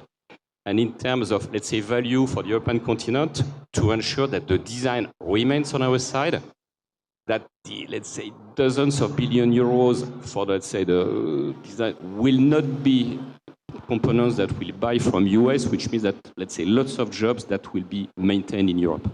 Thank you, Philippe, for sharing this important aspect of what you're bringing in terms of collaboration between France and Taiwan and the critical, actually, product and technology that you're bringing. As AI requires more computer power, the next challenge is to deploy it at scale and in a way that is at the same time efficient, reliable, and sustainable. So this brings us to the infrastructure layer and to Eric Epp, CTO of Bull, which is a major French, but not only French, European also player in HPC and large-scale computing infrastructure with a strong legacy in advanced computing. So Eric, as AI infrastructure scales, the challenge is no longer only about performance, as we have said before. And what are the key points in bringing AI infrastructure at scale to the most energy efficient level possible? And how is France leading the pack? Thank you. Glad to be here. Eric from Bull. So Bull is a long-standing company and making a supercomputer. Actually, the largest AI machine in Europe, 24,000 GPUs, was made by us.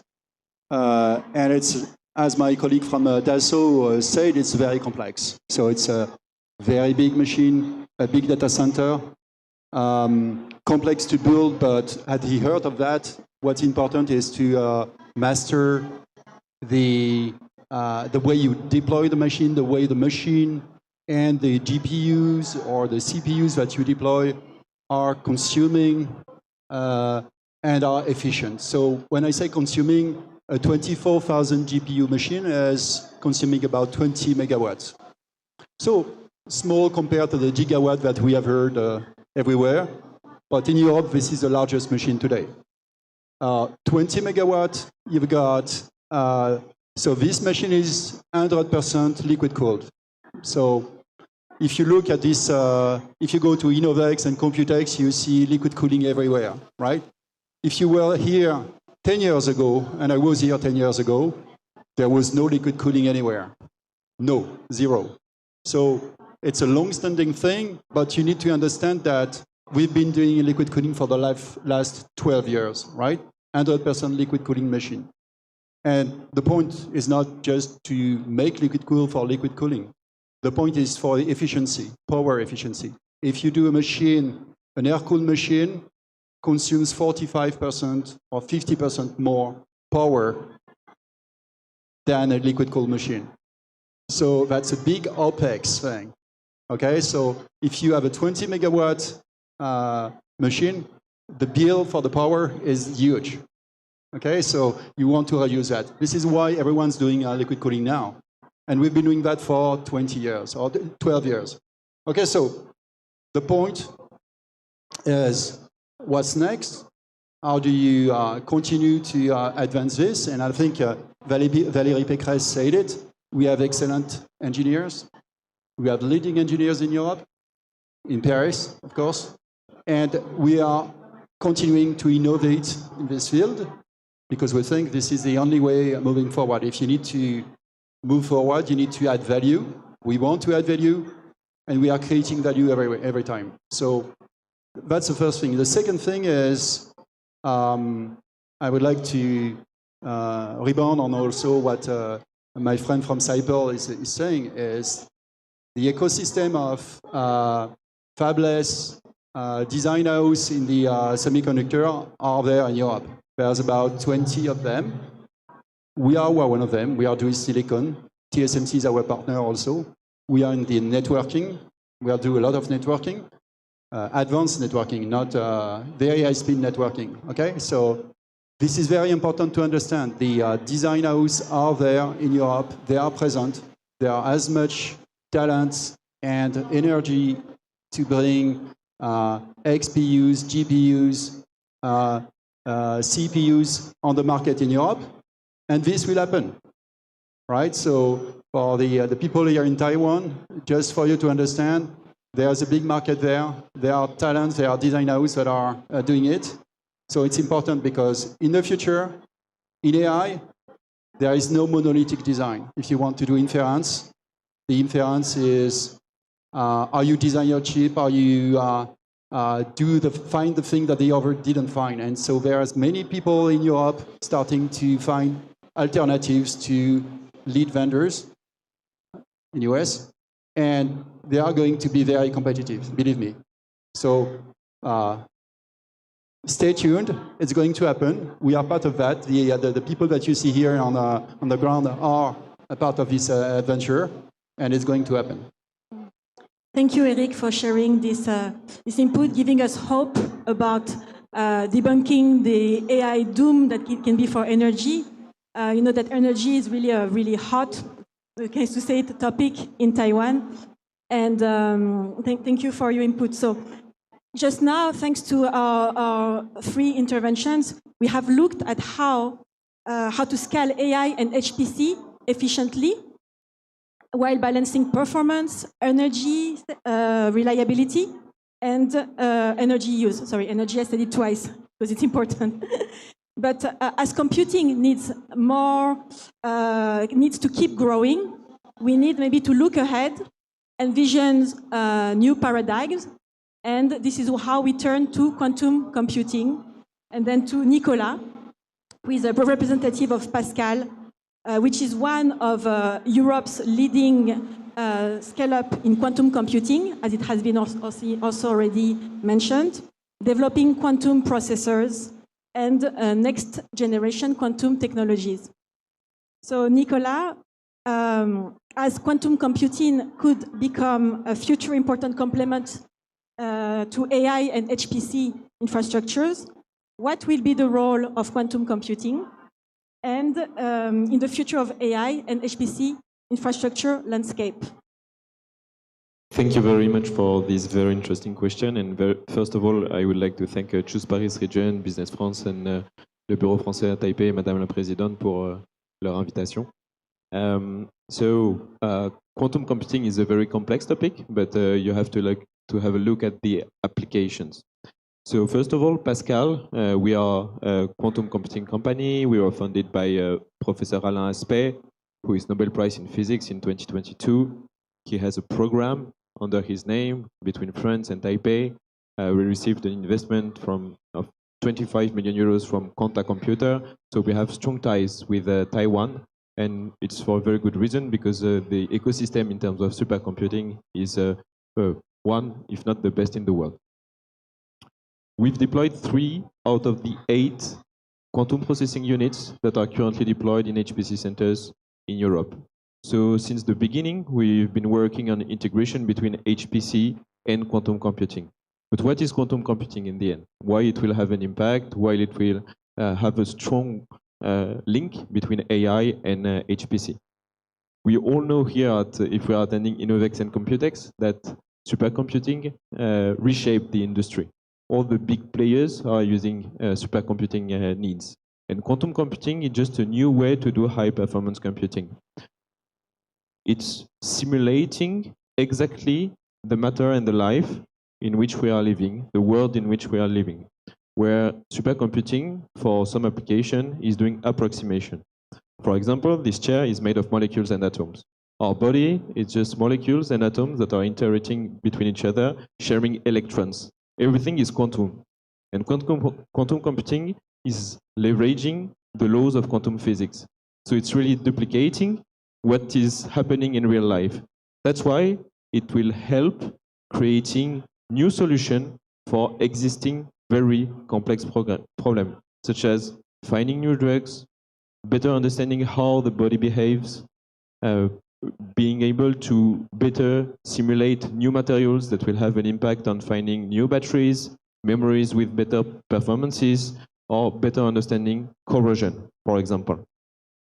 And this was theorized by Richard Feynman, who is one of the most well-known physicists of the second half of the 20th century. He said, and it's summarizing what I try to say, that there's no better system than a quantum system to simulate another quantum system. Now, the impact of quantum computing. The impact is huge, and we don't even know what will be the impact. We just know that the impact will be fantastic, and it will help having a better quantum-enabled future. France announced its Quantum National Plan for semicon and quantum a few weeks ago. I think we all attended, basically, on this panel. And they predicted that quantum will have an impact of 8% on the GDP of the country, which is huge, and which is in line with the impact of supercomputing in general. Now, HPC, quantum, and AI. It's a continuum, let's say, and not quantum that will replace something or AI that is replacing something. We had the first revolution with CPUs, then with GPUs, and you will have QPUs, quantum processing units. You will have AI for quantum models that will help quantum to grow, but you will have also quantum for AI, because quantum is creating new data sets that are just out of reach for classical means that will help creating new tools leveraging AI. In terms of HPC infrastructure as well, quantum is a new tool, so you will have to integrate it, both on the software and the hardware side. On this front, we've been pioneering and working closely with NVIDIA and IBM in order to help deploy this solution in the industry. It's very important because in the end, you don't want to focus on which technology you will use as an end user.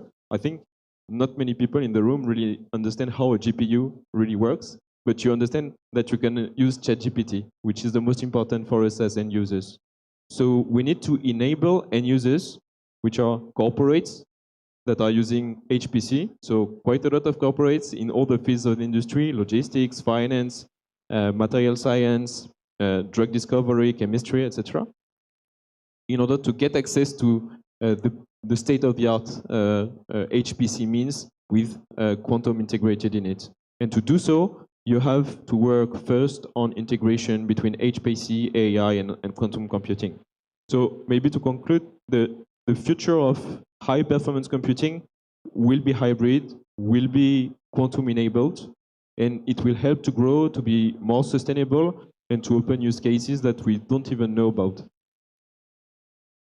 Thank you very much, Nicolas, for your sharing, and most of all for anchoring quantum computing in our everyday use, making it like attainable or understandable for us like users.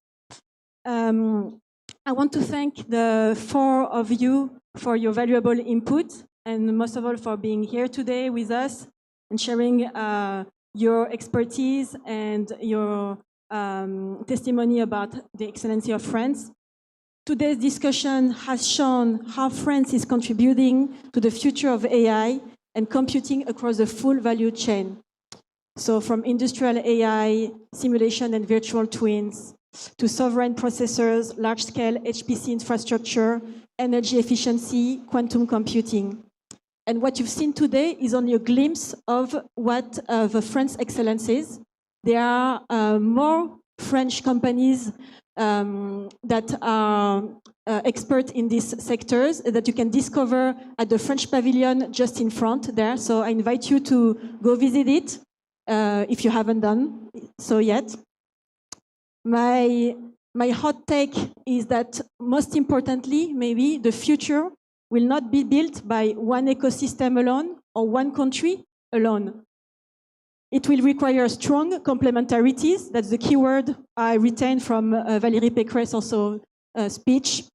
And France and Taiwan have a lot to build together, from innovation and industrial expertise to semiconductors, hardware, and deep tech cooperation. And maybe in a more broad way, more ontological way, also to shape together a more responsible AI future.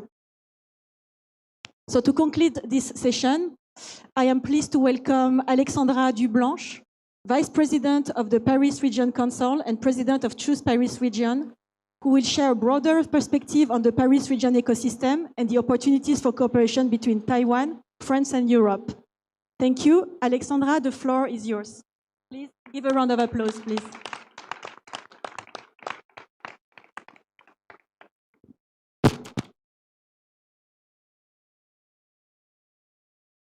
Merci beaucoup. Hi, everyone. Thank you for welcoming us. Thank you to all panelists for this great talk. And I will build on what you just about the potential partnerships between ecosystem and, of course, especially between Paris region and Taiwan. So I'm Vice President of the Paris region, along Valérie Pécresse, and also I am President of the promotion agency of the Paris region, Choose Paris region. Our aim is to attract foreign investors in the Paris region. So what we heard just now and today is very clear. The future of artificial intelligence will depend on infrastructure, on computing power, on semiconductors, on energy, on talent, and these are assets of the Paris region. And it will depend also on our collective ability to transform breakthrough technologies into real industrial applications. And this is really why this discussion here at InnoVEX matters so much, at the heart of one of the world's most strategic technology ecosystems. So what all these great companies, they are all based in the Paris region, just demonstrated is that the Paris region plays a central role in this new AI era. We have, as the president already said it, but I will repeat, we have one of Europe's leading AI ecosystems. We have more than 160 data centers. And yesterday, you had a big event in France, Choose France, with many announcements from the president of France. And many data centers are going to be constructed in the Paris region, especially. We also have over 1,000 deep tech startups. And all the world's leading tech players like NVIDIA, Google DeepMind, IBM, Meta, they all have research and engineering presence in our ecosystem. That's a big sign. That's better than all the arguments I can tell you. It's a proof that there is potential in the Paris region. And also these companies that you just heard on the stage perfectly illustrate the diversity and strengths of the Paris region. Dassault Systems, transforming industries through simulation and virtual twins. Bull, building high-performance computing infrastructure. Cypel, designing Europe's next-generation sovereign processors. And Pascal, pioneering quantum computing technologies. And these are not future ambitions anymore. They are already being deployed. You can see them in the hand of Cypel. Already transforming industries, already creating new business opportunities here in Taiwan and in Europe. And what is particularly important for us is that this transformation can, as you said, only happen through international cooperation. So the relationship between Taiwan and the Paris region is what we explain here. It's not competition, it's about complementarity. Paris region brings research, engineering, talent, AI innovation, and chip design capabilities. And Taiwan brings industrial excellence, semiconductor manufacturing leadership, and one of the world's most powerful hardware ecosystems. And so together, we can build the next generation of AI infrastructure. We already see very concrete cooperation between our ecosystems. The French companies that you can see on the French pavilion have already partnerships with Taiwanese companies. Here, for instance, Cypel already works with TSMC for the production of its next generation European processors, but all the other also. And this is exactly the kind of strategic partnership we want to accelerate, combining European innovation, AI, and chip design capabilities with Taiwan's industrial and manufacturing excellence. The president said it earlier, Europe needs sovereign, scalable AI infrastructure. That's what we are building right now in the Paris region with the right talent, the right partnerships, and the political ambition to go to the distance. So if you are looking for a European base for AI, deep tech, semiconductors, or next generation computing, the Paris region is ready, and we are really here to help you and make it as easy as possible for you to come to the Paris region. Thank you very much. Thank you. Thank you. Thank you so much, Vice President Alessandra. Thank you so much, Vice President Alessandra. And once again, I would like to thank our moderator, Mrs. Fee, for moderating this panel, and our 4 panel speakers. Let's give them another round of applause for your very wonderful, insightful sharing. And that concludes our European session, and we will begin our next session really soon. In a few minutes away, our highly anticipated session in the center stage called Canva AI 2.0, the enterprise content operating system, will begin in a few minutes.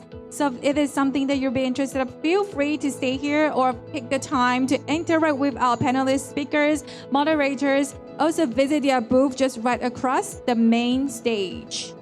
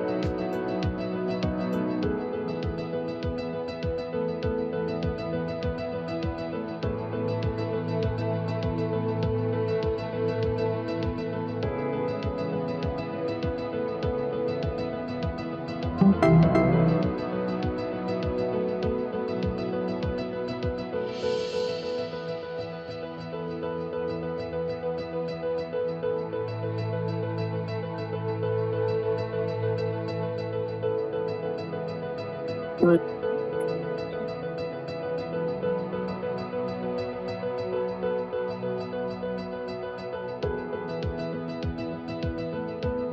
I can hear you.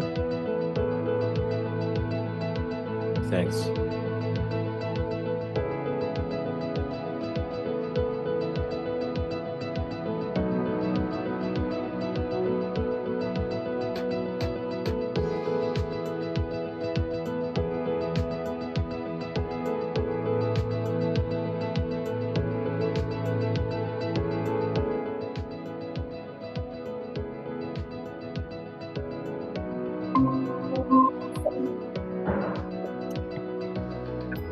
Hello.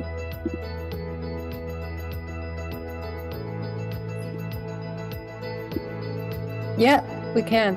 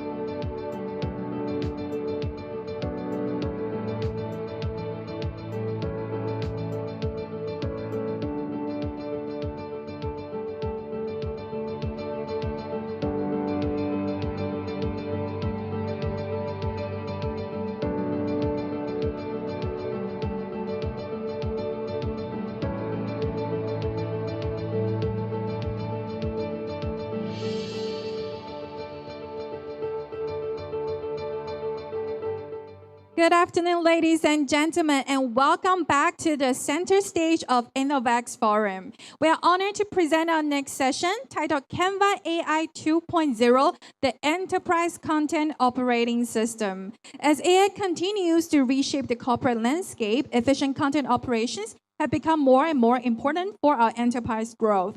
We're privileged to explore how Canva is leading this transformation with its advanced AI solution. We're happy to welcome our speakers for this afternoon. Joining us virtually online is Ms. Ita Yu, the Head of Enterprise and Ecosystem for Canva China. And present with us here on the stage is Mr. Stephen Yang, the leader of Eureka Media, Canva's premium agency partner in Taiwan. Let us put our hands together to welcome Ms. Ita Yu and Mr. Stephen onto the stage. Hello, everyone. Good afternoon. Thanks for coming for this session. It's my great pleasure to give you a brief introduction about the keynote speaker today. So my name is Steven. I'm the business director of Eureka Media. So before we deep dive into the topic we are going to discuss today, we want to let you think about how we redefine the content generation at the enterprise scale. Especially we are going to go to the global stage, how we're going to upgrade our productivity. So I would like to briefly introduce you our resource and partnership with Canva, how we're going to support you from three perspectives. First of all, we are the Canva agency partner and reselling partner. So we're ready to ship you the world-class, the top AI platform to help you scale up your business. We resell Canva, we help you implementing Canva solutions, as well as training courses, the whole ecosystem to help you to build up your business. And secondly, we empower enterprises through training. So not only you have a ready-to-use the AI tools, we have a team of certified trainers who are ready to help you deploy the Canva solutions to help you operate throughout your organizations. So right now we have the certified trainers from Canva and all the ecosystem to support you. And over these years, we have trained over 200 organizations from government to listed company, SMEs, and also schools. We are ready to empower all the organizations to design across Taiwan, Hong Kong, Singapore, and all the APEC region. So what else will we offer? Well, it's about the community. As we know that we have built a dynamic community network for more than 60,000 members across the country. And we found the needs of demand have been surging over these years. So we are ready to build up an ecosystem that will help you to ship the products, to ship the solutions, deep dive into the implementations in your organization. And of course, the other is about learning. We love to learn and practice. So we offer you the online training courses platform and we're ready to scale up the content, not only for Canva, but also the AI application. Okay, so what about the topic we're going to talk about today, about the visual communication? So it's not a new phrase for visual first or visual-driven communication nowadays. So this is the report from the Visual Economy Report from Canva, which has surveyed over 2,000 business leaders and professional individuals. And over 90% acknowledge that visual plays a more important role than the text communication. However, we found that only 22% of organizations identify themselves as design-led. So obviously there's a gap between how powerful we acknowledge the visual communication, how few the organization truly embrace them. And the other thing is about AI. And we have found that the problem is that employees don't use AI, but they already use throughout your organization. But how we ensure the AI management align with your business goals and align with your business needs? Over 85% of managers use unauthorized design tools. So we found out that the design tools or the AI tools have been fragmented and uncontrollable at this moment. So over 55% to 60% time have been wasted in the wrong processes. So what about Taiwan? From global to local, what we have observed from our market? Well, the good news is that we have found that the demand has been surging. There's a new opportunity surge emerge at this moment.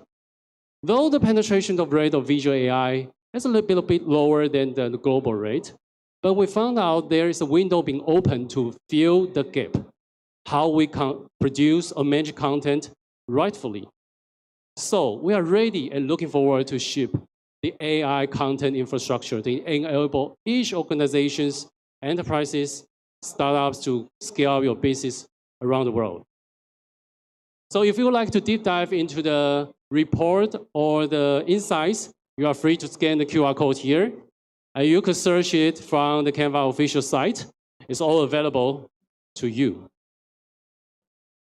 So next, it's my great pleasure to welcome our next speaker. Ladies and gentlemen, please give us a warm welcome to our next speaker, Etta Yu from Canva. Let's welcome Etta. Etta, now the floor is yours. Thank you, Stephen. Good afternoon, everyone. My name is Etta Yu. I'm leading the enterprise and ecosystem team in Canva Greater China. I think something very strange is happening right now. For the first time in history, creating content is becoming easier than consuming it. Every company can now generate more campaigns, more videos, more presentations, more ideas than people can pay attention to. And that changes something fundamental. Because when creation stops being scarce, something else becomes valuable. And I think this shift many enterprises are only beginning to realize. That's what I want to talk about today, the content gap. AI is no longer experimental. It's already infrastructure. 97% of marketing leaders now use AI regularly.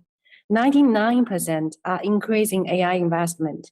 And suddenly, content production that once took days can happen in minutes, which sounds exciting, but it also creates a new problem. Because when content becomes easier to produce, companies start producing a lot of it, and consumers are getting overwhelmed, not by AI itself, but by content that feels empty.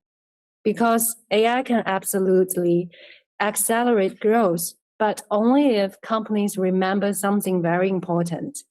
You're still creating for humans, not algorithm. And eventually, the internet gave this problem the name, AI slop, which honestly sounds like a terrible launch option. But the definition is actually important. Content that technically correct, but emotionally empty. And interestingly, people don't actually hate AI. They hate meaningless content. Consumers still want things that feel human, relevant, authentic. Because people connect emotionally with people, not with perfectly optimized corporate robot energy. So this is where this shift really happens. The question is no longer, can we create this? AI already made that possible. The new question is, should we create this? Because once execution becomes accessible to everyone, execution stops being the differentiator. Which means the future advantage is probably not AI itself, it's human judgment, taste, empathy, cultural understanding, instinct. Because eventually every company will have AI, but not every company will know what deserves attention. Now, let's talk specifically about Taiwan. Taiwanese enterprises are facing two major pressures. First, global content demand is exploding. Taiwan's economy is deeply international, which means companies need multiple languages, multiple formats, multiple markets, and content at incredible speed. Second, creative software costs keep rising. A lot of enterprises are paying for extremely advanced tools that most employees barely know how to use. You know the situation. The company buys 500 licenses. Only 12 people use them, and somehow one intern becomes the official creative software person. That's not scalable. And this is why the real enterprise question is no longer should we use AI? It's what system helps our team creative, some effective at scale. So what's the answer? More AI tools? Probably not. Honestly, most companies already have too many tools. At this point in my laptop, I have 14 tabs open, 37 unread Slack messages, and at least one AI subscription not be approved. The problem is not lack of technology. The problem is fragmentation. Enterprises don't need more isolated AI features. They need a system that keeps human in control while allowing AI to massively accelerate execution, a system that amplifies judgment, not replace it.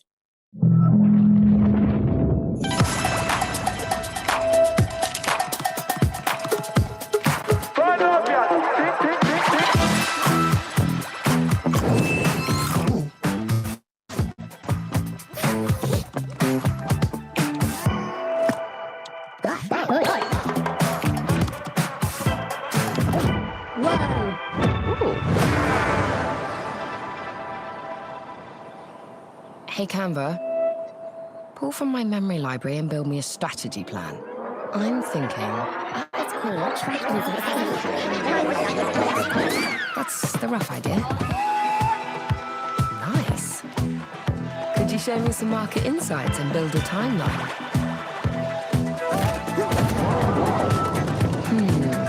Let me add a few things.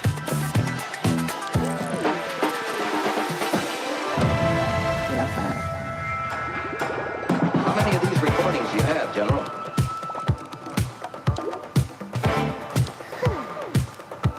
Rise and shine.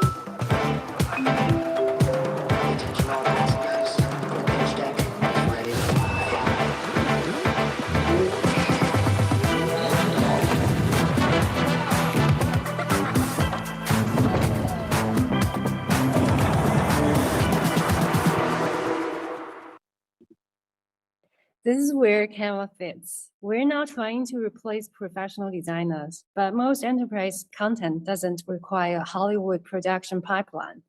Most content is sales decks, social posts, training materials, internal communication, localized campaigns. And these things move incredibly fast. Canva serves over 265 million monthly active users across 190 countries, with over 24 billion AI interactions. Interestingly, most users are unaware they're even using AI, highlighting Canva's seamless interaction into everyday design tasks. When we're looking at the daily work in the enterprises, we notice the real bottleneck inside enterprise is usually not creativity. It's specialist dependency. Every team is waiting for the same small group of designers. Marketing waits, sales waits, HR waits, sometimes even the CEO waits. Canva's role is to empower everyone else, to give non-designers the ability to create high-quality content safely, quickly, and constantly. In the past, creative tools were designed for specialists. Now they need to work for the entire organizations, which means AI can't just generate content. It has to understand context, brand, workflow, approvals, localizations, teams. That's why Canva AI 2.0 is such an important shift for us, because content creation is no longer the hard part. Coordination is.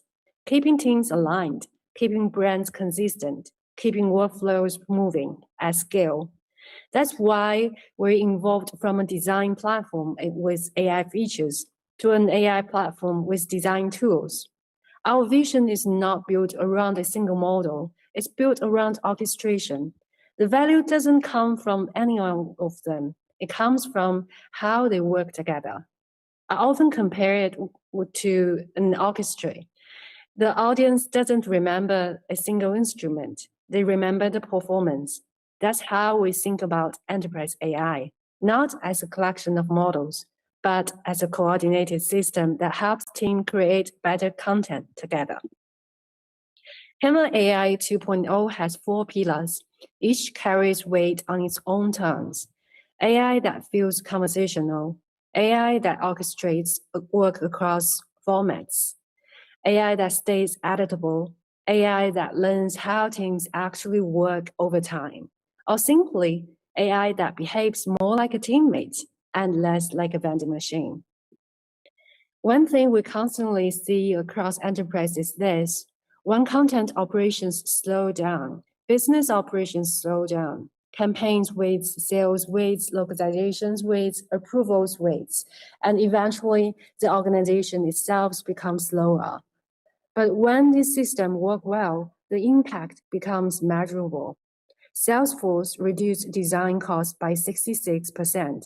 FedEx reduced brand review time by 77%. Skyscanner completed a global rebrand in 6 months, which honestly, if you ever worked on a rebrand, sounds almost illegal. But enterprise adoption only works if companies can scale safely, because enterprise AI conversations eventually become security, permission, compliance, governance. Very exciting topic. So Canva Enterprise was designed specifically across these realities: brand controls, approval workflow, SSO, audit logs, data residency.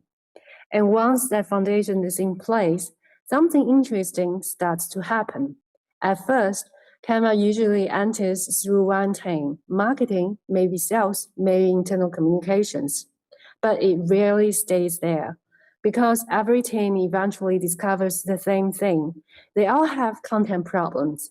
Sales needs proposals, HR needs recruitment campaigns, operations needs training materials, leadership needs presentations. And suddenly, content is everywhere. What we're seeing inside enterprises is that content is no longer just marketing output. It's becoming operational infrastructure. Every team communicates through content. Every team influences the brand. Every team shapes the customer experience, which means improving content workflow doesn't just make marketing faster. It makes the entire organization more effective. And nowhere is more visible than manufacturing companies expanding globally. Before Canva, every market meant more work, more versions, more reviews, more waitings. And somehow, every trade show becomes an emergency.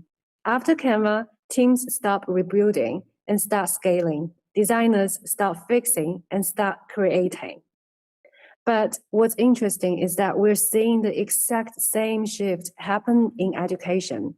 Not because schools are become businesses, but because they're facing many of the same challenges: more contents, more channels, more collaboration, more people creating.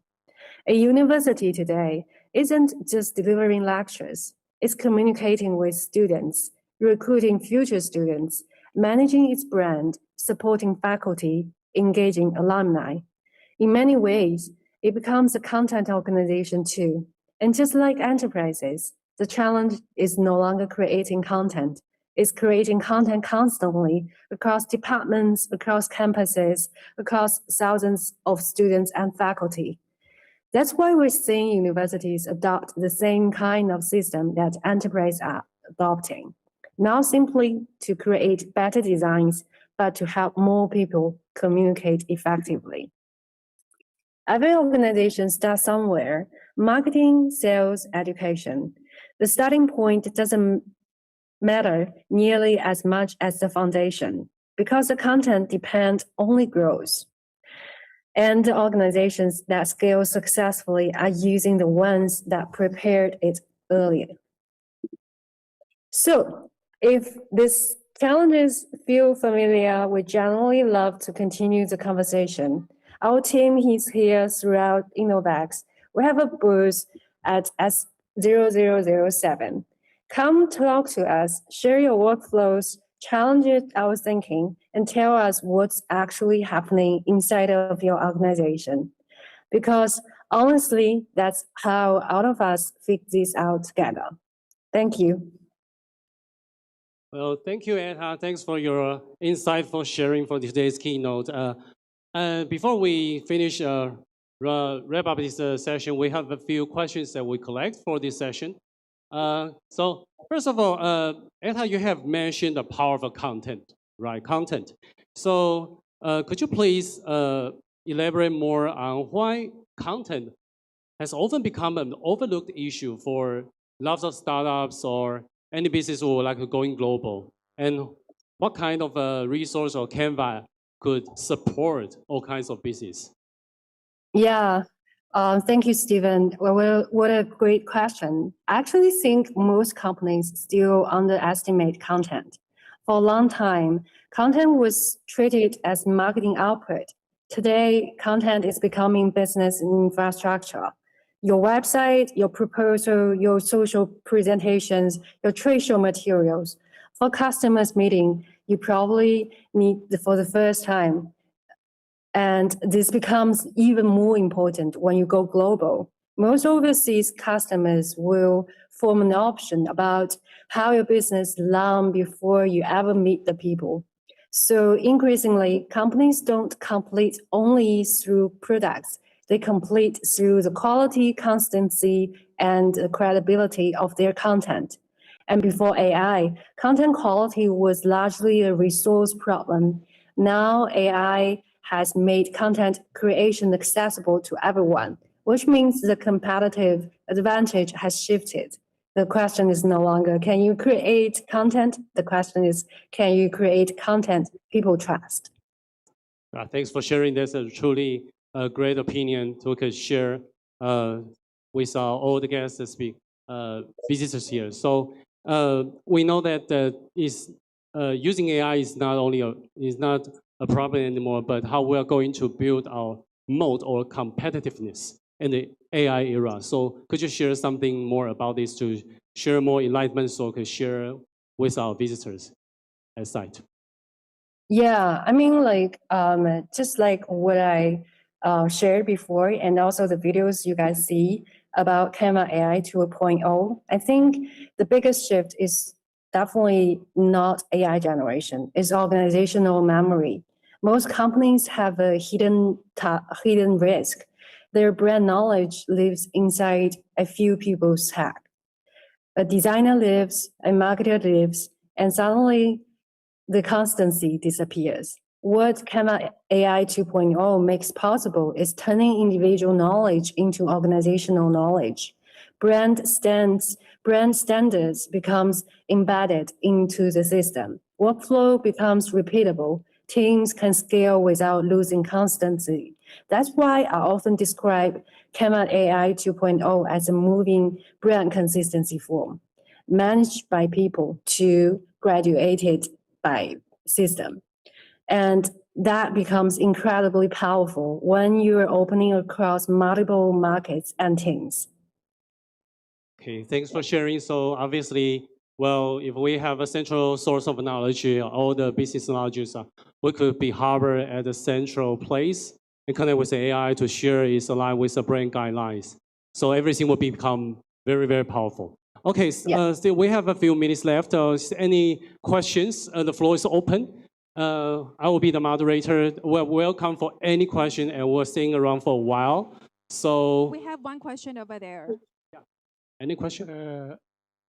Using AI, if you're using American model or Chinese model, how you can be competitive? If you're using the American or Chinese, you must think as enterprise how to compete with them, with your own AI. Different than American model, different than Chinese model. Otherwise, you cannot compete. Sorry. All right. Okay. So, Anna, would you like to share some thoughts about this or maybe some response? Yeah, I think that's a very interesting question. We're also facing different kinds of AI from different kinds of region at the same time. Especially Canva is quite sensitive about these questions. I mean, comparing with American AI models or comparing with Chinese AI model doesn't actually make sense inside of Canva. We're using both sides of the models at the same time. Just like the company we just purchased 2 years ago, Leonardo. On that platform, you can see Nana Banana, you can also see Clean, and you can also see Dance. So all the best models are going to be in Canva. And the thing is like a combined AI models that can make AI or can make Canva products perfect. I think that's the thing we're seeing this. Okay, thanks for sharing. I think the great model is any model that align with your business model, or business knowledge, or business intelligence.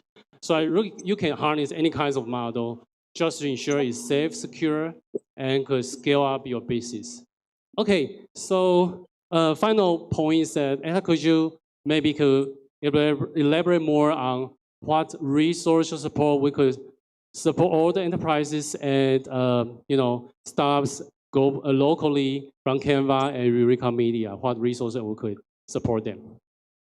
Yeah, I mean, like, come talk to us. Like, we have a booth here and we have a great partner in Taiwan. I think with all the people and with all the great platform, we can definitely help build our customers' brand even better. Well, thank you, Etta. Thanks for your talk. And we'll stay here for a while. So we are ready to swap our name cards and all the resources to share with you. So once again, thanks for listening. Thank you for patience. Thank you. And thank you so much. You. And thank you so much, Ms. Yu and Mr. Yang, for sharing Canva AI 2.0. And we have learned so much on how this innovative solution can elevate the team's workflow. So we highly encourage you to interact with Team Eureka Media here on site. So say hi again. Please reach out to Mr. Yang if you would like to learn more and to interact with the team. All right, and we'll give them a final round of applause before we move on to our next session here at the center stage. So we'll begin immediately. All right, and our final session of the day will begin now. Our next topic is really, really relevant at the ambitious tech companies joining us today. Scaling internationally, how B2B tech startup drive global expansion via LinkedIn. All right, LinkedIn has become an indispensable platform for B2B enterprises seeking to expand their global footprint. In this session, we are really honored to invite two speakers from LinkedIn. They will begin on sharing how to leverage the platform for global growth. So now, join me to welcome our first speaker, JB. Ladies and gentlemen, let's give JB a round of applause.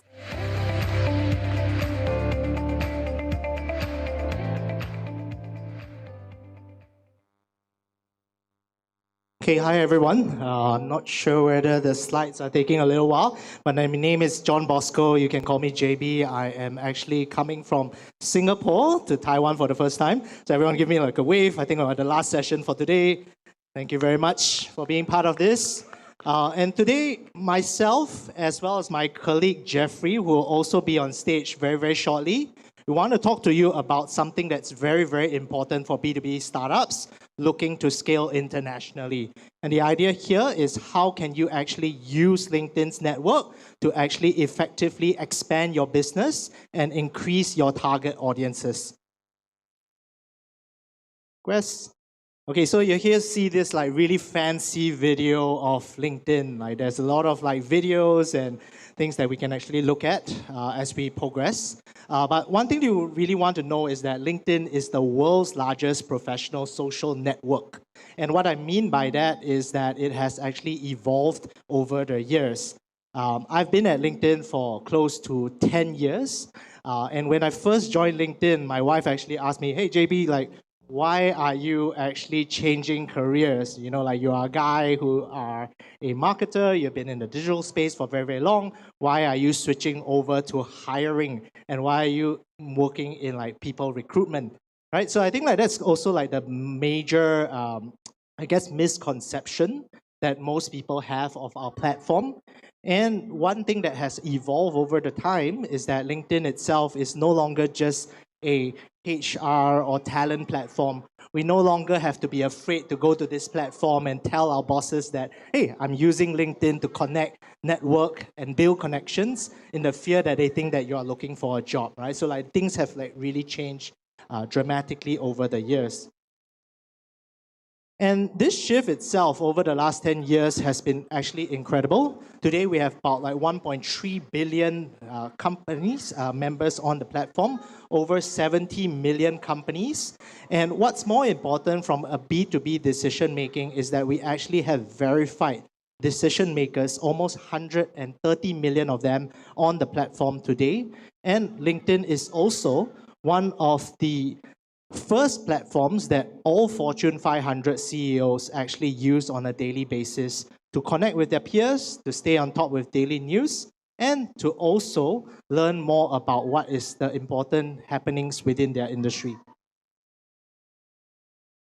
People on LinkedIn actually use the platform to be informed, entertained, and be inspired by the world of work. Right? So it's not just go far beyond networking. We're also thinking about content in like the way it's being consumed. We're staying close to industry partners. We're learning more about business solutions all across like the globe. And really, I think like one thing to really understand LinkedIn is really around the idea or like the notion of why people come to the platform. And I really like this quote here, which says, LinkedIn is where professionals come to invest time and not waste it, right? It's not just about reach, it's about relevance, right? They're coming here to learn more about the industry, you're here to network, and you're here to actually gain the tools and network and social capital to make your businesses grow.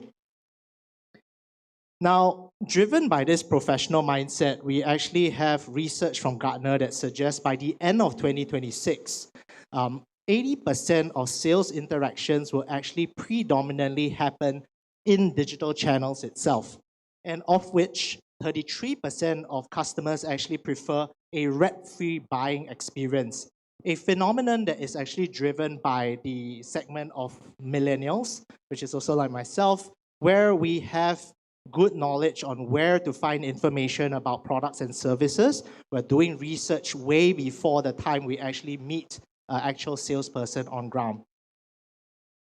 And if you consider the way that the world is, diminishing with like globalization and the borderless economy, this trend makes that international scaling is no longer an afterthought. It is like a big priority for startups, scale-ups, or even large enterprises as you are thinking about building your businesses, right? With hybrid work and economic uncertainties that we face today, we're actually seeing more and more APAC countries actually selling overseas and international customers directly from day one. So you can see on this chart here, a lot of APAC companies selling internationally within APAC would be largely export-focused countries. So, right, like China leads the way, Philippines, Taiwan, even Singapore, where I'm from, you see actually a lot of these companies thinking about scale and thinking about product market fit right from the get-go. And if we analyze like LinkedIn data itself, so I actually got this from one of our partner tools, the Sales Navigator tool, which is actually a SaaS product which allows your sales teams to identify decision makers, leads, and really cut and carve up the LinkedIn data to identify people that they want to prospect with.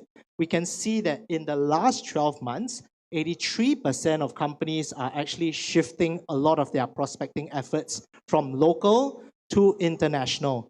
And almost half of these sellers are very, very aggressive, right? It's not just one or two countries within neighboring regions. It's almost 10 plus international markets that they are actually looking to enter at the same time, right? So they are actually turning to international markets to reach new levels of success. What this really means for us is in the world of B2B buying, if you are thinking about scaling internationally, one of the big challenges that you will face is the notion that actually a B2B buying journey is much, much longer as if you were to actually sell a consumer product. We're talking about longer sales cycles between 12 to 18 months. And actually, if you kind of consider global nature, we are actually seeing that shortlists are getting like much shorter. So what I mean by shortlist of providers, there's this concept of your day one consideration set, right? So to take an example, if you walk into a supermarket and I gave you a task to look for like the best cereal that you want to buy for your breakfast, before you step into the supermarket, you would already have a notion of like the brands that you like. Maybe it's something that your household like, maybe it's your kids, maybe it's your wife.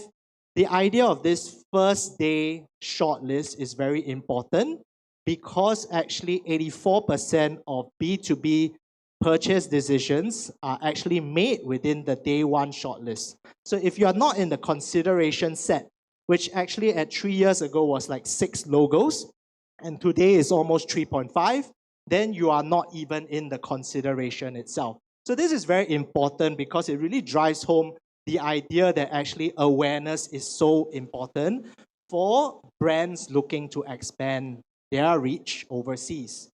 And the other two shifts that we are seeing is that when it comes to B2B buying, when your sales teams interact with salespeople or prospects, maybe at these sort of events, or maybe like you're getting leads overseas, this would be only a very, very small part of the people that are making these decisions on our platform, right? There are almost an average about 6 different influencers in a buying group.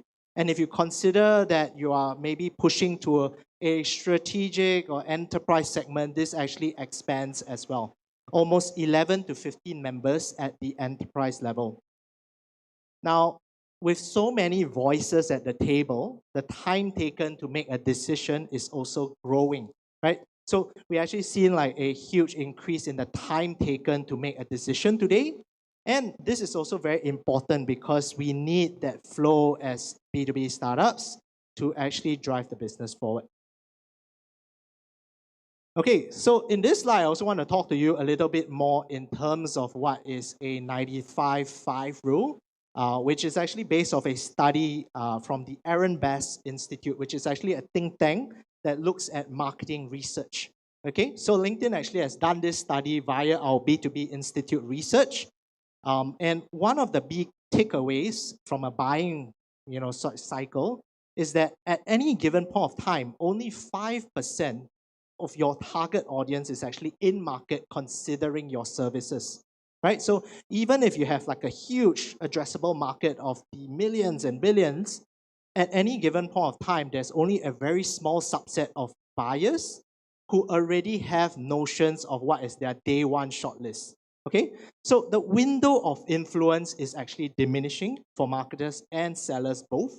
And if you compound that with like the stat that I shared earlier on, where only 5% of a typical buying journey is with a face-to-face rep, that actually compounds the problem, right? So how is it that exactly people are finding about brands and services today if they're not talking to people? Okay. And in this next part, I really want to like dive a little bit about that, right? So like if you kind of like go through like Computex over the past few days, or if you've been around in the past couple of months, like AI is the buzzword of this year. And actually on LinkedIn itself, like we're also seeing the fundamental shifts of how AI is actually rewriting B2B buyer discovery, okay? So today, if you are thinking about a new product, you're thinking about something that you want to consider for your company, the first port of call is usually you talk to a chat, right? You talk to an LLM and it gives you the answers. When I came here, we are looking for like hotels near Computex. Also ask Gemini, okay? They gave me the full analysis, the full rundown, and via that citations, I was able to like pick the hotel that actually is only a 5-minute walk from here, right? So thank you for that. LLMs shapes what buyers see today, but LinkedIn actually would shape what LLMs trust. And I'll dive a little bit deeper in terms of the exact stats that you're looking at, okay?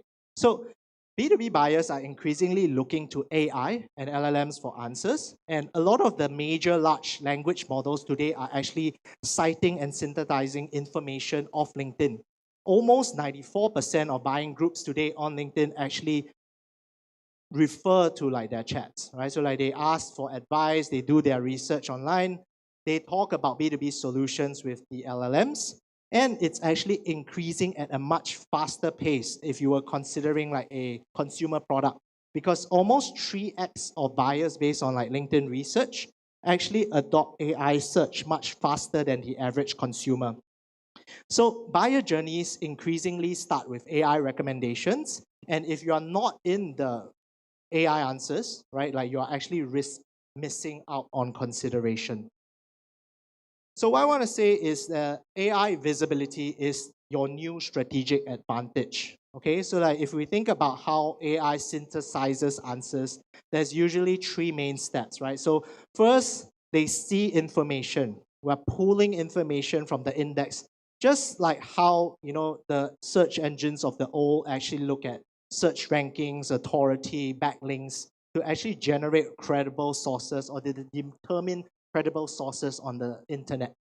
They first see, then they actually think to aggregate and filter and structure for the model before actually responding with the answer, which is a synthesized response considering multiple trusted sources.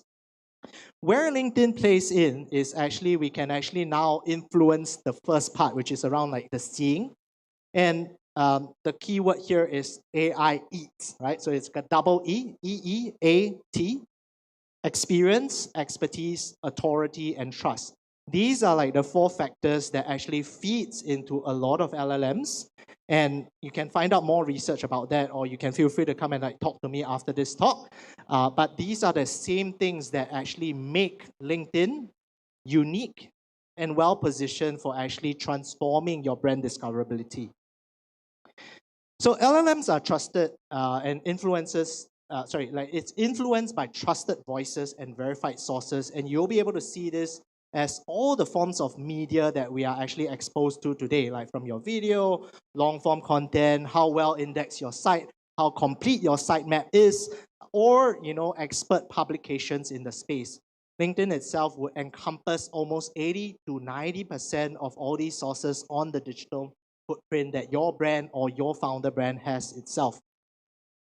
And LinkedIn is actually, again, this is me kind of like tooting my own horn, but here are many, many stats on why actually LinkedIn is and can be a trusted source for LLMs. We know LLMs scrape, text. And actually on LinkedIn itself, it is actually a place where members are sharing expert opinions about their experiences. We're building our own professional brands with content being put to the platform. And actually, like these authority signals actually build like a canvas for LLMs to really, cite some of their answers itself. One of the most important things is LinkedIn is a platform built on brand safety with a brand safety score of almost 99% and over 100 million verified member profiles that are actually linked to like their government identification. This is something that is a huge opportunity for brands to actually capitalize on in the world of B2B selling today. Some additional stats on citations. You can see we are the second most cited domain across major AI search platforms, only second behind Reddit and actually ahead of Wikipedia. Again, while Reddit is like the top domain, I think like its traffic has also steadily declined over the past couple of months because a lot of AI generated content actually looks at credibility, right? So LinkedIn is a professional network where professional conversations and discourse happen, whereas on Reddit, there is a much more wider topic of conversations. Okay, so I think like this is something important to note, especially at the generic citation level. But if we actually break it down by professional citations, you can see here like we are the #1 source for professional queries, actually ranking #1 for AI, data science, marketing and advertising conversations, and also second across general business topics around leadership, finance, as well as like logistics as well. So the increase in the LinkedIn citations has actually transformed like the way LinkedIn's traffic has actually grown. So in the past 3 months, actually the traffic from AI search has increased 40% just in the last 3 months. Okay, so like we're actually at the precipice of like change. And why this is important is, actually if you have a AI strategy for discoverability for like your brands on LinkedIn, especially building off organically, which can be actually an affordable way for a lot of like B2B startups to start getting like their brand name out there. This is a competitive advantage that I really, really want to bring everyone's attention to. Okay, so this is the end of like my part. I'm going to like bring on my colleague Jeffrey. I think he'll do some introductions But Jeffrey is going to talk a little bit more in terms of case studies and specific tactics that would actually really help you capitalize on this opportunity. Okay. All right, thank you so much, JB, for your valuable insights. So, like he has mentioned, our second speaker from LinkedIn will be Mr. Jeffrey Wang. Let's give him a round of applause to welcome him. Thank you very much. Hello, Taipei! I want to see the energy here. Good afternoon, ladies and gentlemen. I'm very honored to stand here. Last but not least, my name is Jeffrey. I fly from Hong Kong. This is the place where magic happens. This is a place where semiconductors build. And this is the heart of Asia. And this is a place called Taiwan. I'm very lucky to share this stage. It's my privilege. Thank you so much, InnoVEX. Thank you so much, Computex. Representing from LinkedIn. In the following 50 minutes, I'm going to bring you from local to the global. Just now, my colleague JB has already shared with all of you on a very high level that is about the international, about the LinkedIn presence. So some of you are wondering, how does it look like in Taiwan? If I'm the startup here, if I want to start a business from Taiwan, what are the things I need to go? Where should I go? Where are my potential buyers? So in the following 50 minutes, I'm going to lead you all of this and also trying to lead you through every single journey on LinkedIn to find your potential magic. Let's look at the demographics of LinkedIn. Just now, JB shared that we got 1.3 billion users on the LinkedIn platform. We're the largest professional network. So from Taiwan, LinkedIn member has been increasing dramatically within the past 5 years. So now we got 4.6 billion users on this platform. Not but least. So literally, you have the decision, and also this is a very good tool to immediately reach the business decision makers. So you can see we got 180,000 business decision makers and nearly like 50,000 opinion leaders sharing their insights, their valuable opinions on this platform. So ladies and gentlemen, raise up your hand if you have downloaded or if you ever used LinkedIn before. Raise up your hand. Yes, the majority of you all use LinkedIn, right? So this is in your life, and we welcome to enjoy this amazing platform. Coming up, let's see about this. This is some of our part clients, selective, right? So you can see they're from different industry, different brands, such as financial services, manufacturing, luxuries, right? And even retails. You might wonder, those logos are big logos. I'm a startup, right? My popularity is not that strong. My brand awareness is not there yet. Is LinkedIn only the platform for the big logos? That might be one of your concerns. So the answers you can see here from the local data. Literally on LinkedIn platform is for every size of your company, regardless whether you're SMBs, middle-sized market, or even large enterprise. In the past 5 years, based on our data, you can see that for the SMBs has been increasing 12.8%. And even for the middle-sized companies, 7.7%. For the large enterprise also has increased a lot. So this platform will welcome every individual. If you're a startup company, welcome. Mid-firm, welcome. Enterprise, keep growing. Now, let's look at about the proud leading industry, right? We know that in Taiwan, semicon, right? Everyone is talking about AI. Everyone is talking about robot. Everyone is using AI in the recent days. So no wonder you can see the leading, industries for Taiwan market is about manufacturing, professional services, technology, information, and media. So those are the leading industries. And also from our LinkedIn data, as you can see, based on the last 12 months, the growth rate, surprisingly, we can see the consumer services and also the logistic transportation has increased dramatically. So if you're in this industry, definitely that's going to be the trend. Don't lose it.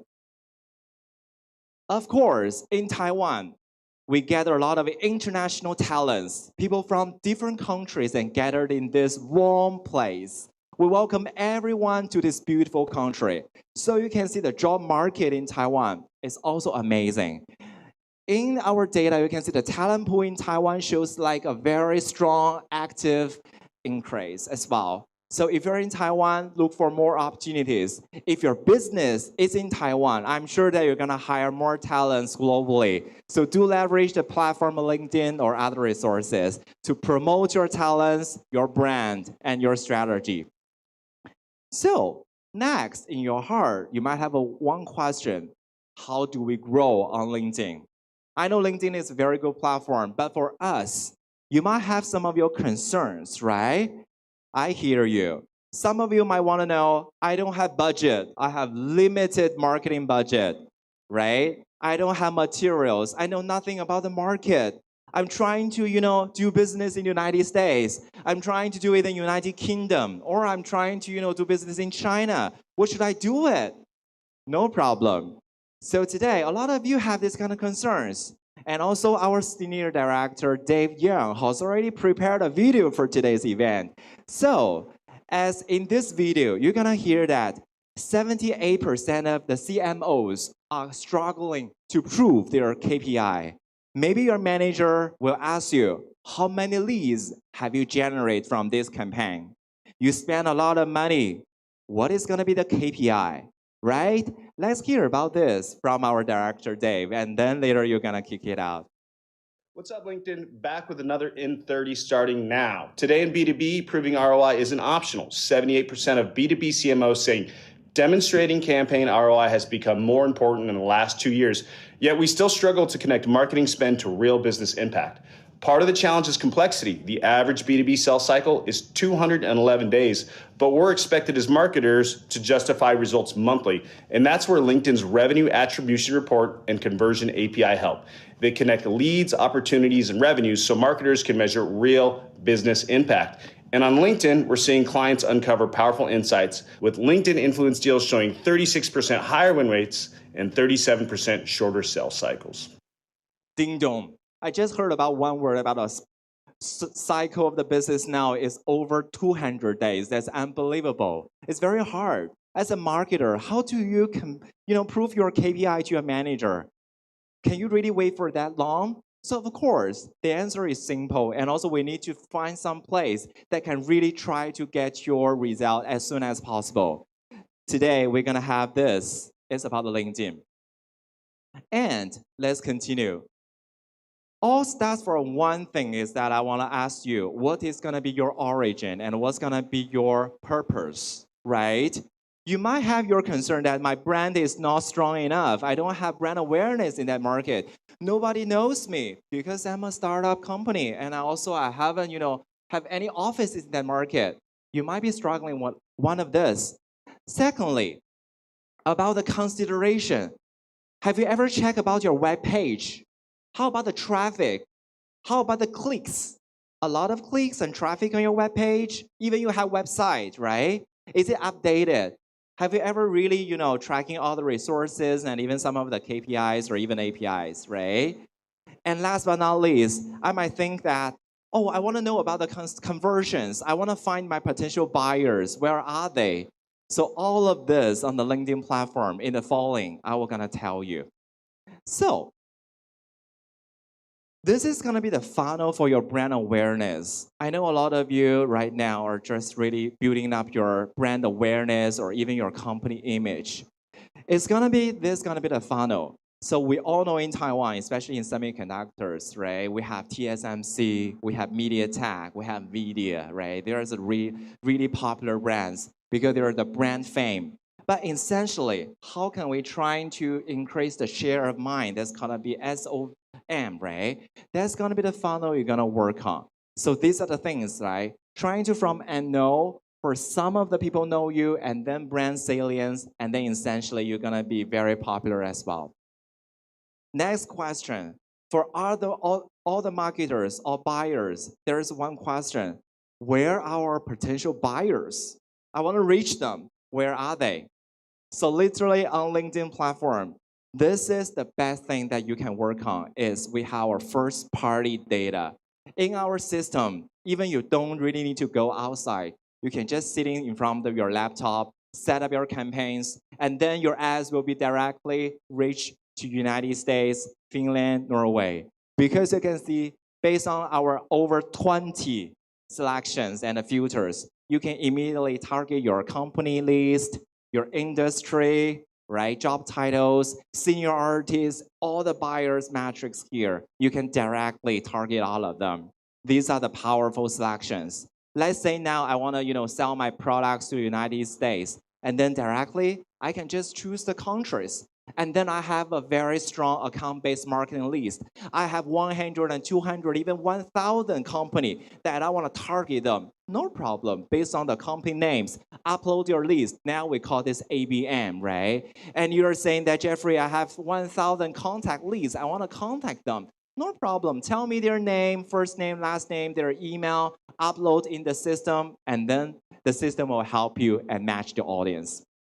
So here are some samples from the technology firm. We leverage the data and also the kind of format, right? About a video, single image. And then I think one thing is very important. I think a lot of you are interested about the lead gen form, because that's going to be like a name card. Because we do the exhibition, right? We want to get the leads, right? So literally, you're going to have the white paper download. People download your white paper or contact your sales. Immediately, you're going to have their email address, phone number as a kind of conversion. So these are the things that you need to have on the LinkedIn platform. And this is from the manufacturing samples, right? We do have a lot of firms like 3M or even other firms. They're doing this, leveraging this platform to show their ads to the rest of the world. And even finance firms, automotives, right, for the show car. Last part of today's show, I'm going to share a little bit more about the AI, because JB just now shared a little bit more, because everyone now is involved in this AI world, right? Either you're using Copilot, Gemini, Claude, Perplexity, so everything is interconnected. So on LinkedIn platform, we're investing a lot of all the resources on this platform. There are 3 things you're going to need to do today. If you have your LinkedIn company page, right, do use this powerful tool. So the thing is, trying to optimize your company page, right, especially your company overview, your products, your features, all of the things in a very clear, structured way to let LLMs to capture you and extract all the data. Second is about your employee and also your staff. Share more insights, right? Leveraging the power of your C-level, especially about the thought leaders. Let them talk, let them share about their values, because those are going to be the very insightful values to all the platforms. Last but not least, JB also mentioned about the long term, right? What kind of format? Are you going to use single image, video, or what kind of articles that I should post? These are the things, is the best practice to improve your brands on LinkedIn platform and also on the LLMs. So this is a sample from the LinkedIn company page. I'm sure that you're going to have all of this, like the post and your company structures, products, and if you have bought the live page, you can also use it. So this is the best place, a free demo to the rest of the world and showcase your company, right? As JB also mentioned about, we have 70 million companies. So do leverage this and make sure you fulfill all the things there. And also based on our research, you can see now, long-form articles has occupied the majority of the LLM, right? So make sure you leverage the power of a long article and also about the e-newsletters function to publish to your subscribers and followers. Next is about the tips for you as well. So literally when you write a post on LinkedIn, make sure that's going to be a very clear title and also use very clear headings.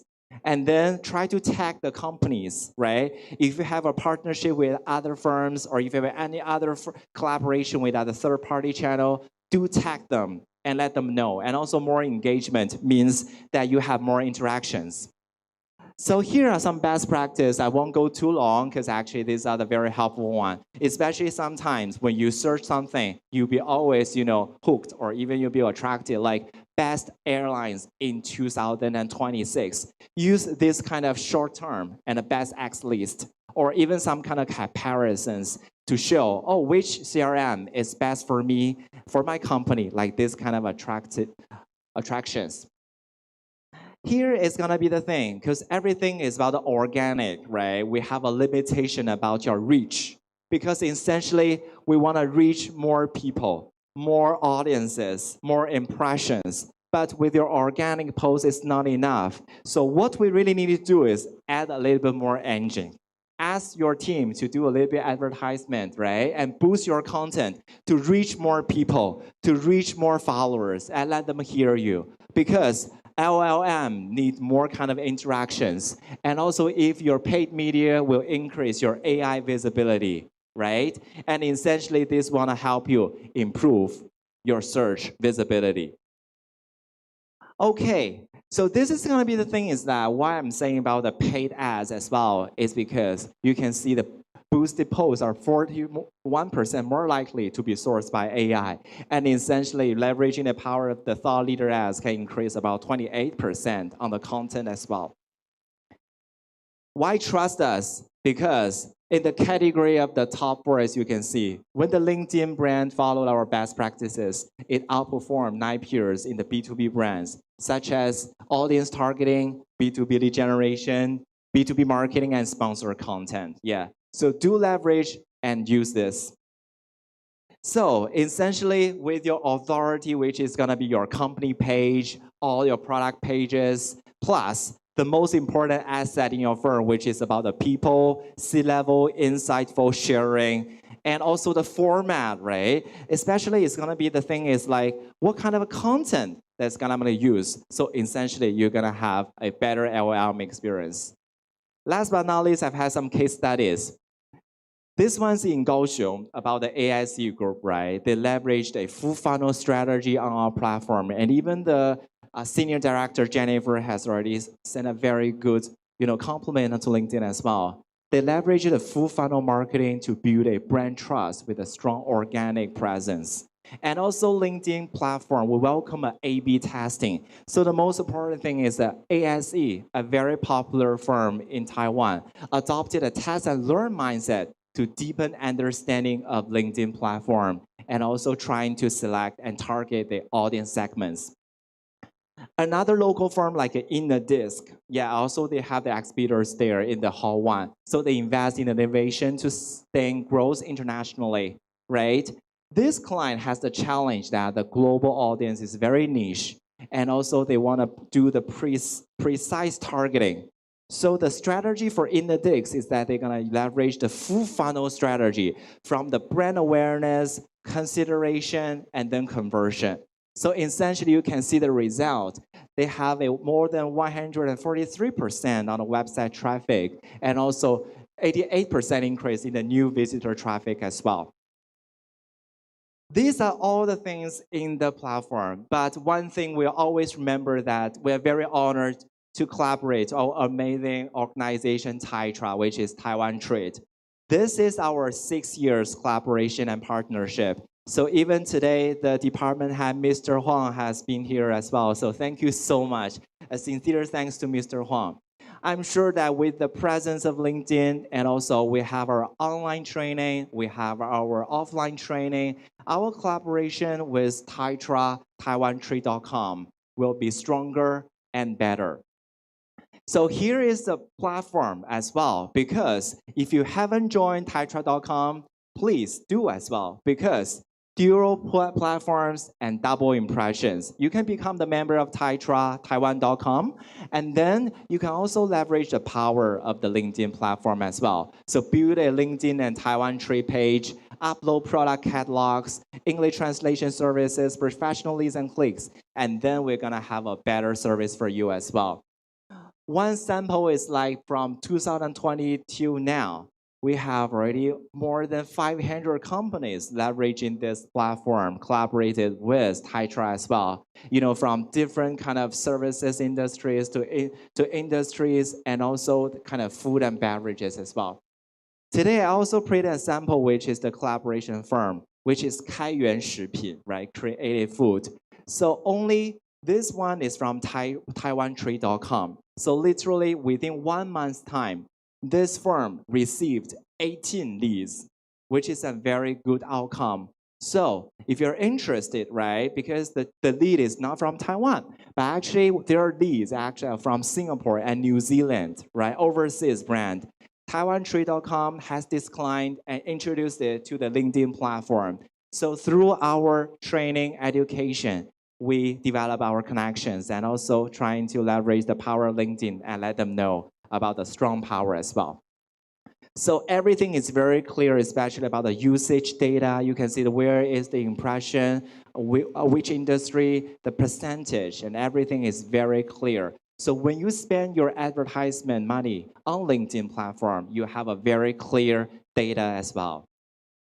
So last but not least, that's going to be the end of today, but do leverage the power of Taitra and also TaiwanTree.com because they have some amazing program going on. First is about the national level B2B entry sourcing gateway, leveraging their annual traffic, suppliers, and catalogs.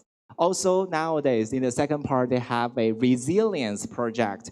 This is like a Taiwan government-founded project. If you're the member, and then if you want to run LinkedIn ads, they also give you some ad credit as well.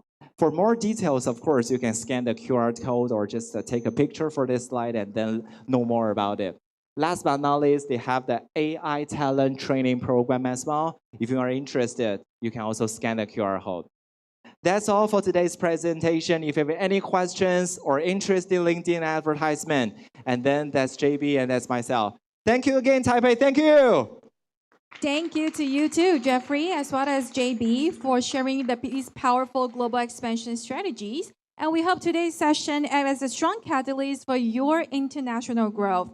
And ladies and gentlemen, this wraps up the program here at the center stage for today at InnoVEX 2026. Thank you so much for joining us. I'll see you tomorrow here at InnoVEX 2026.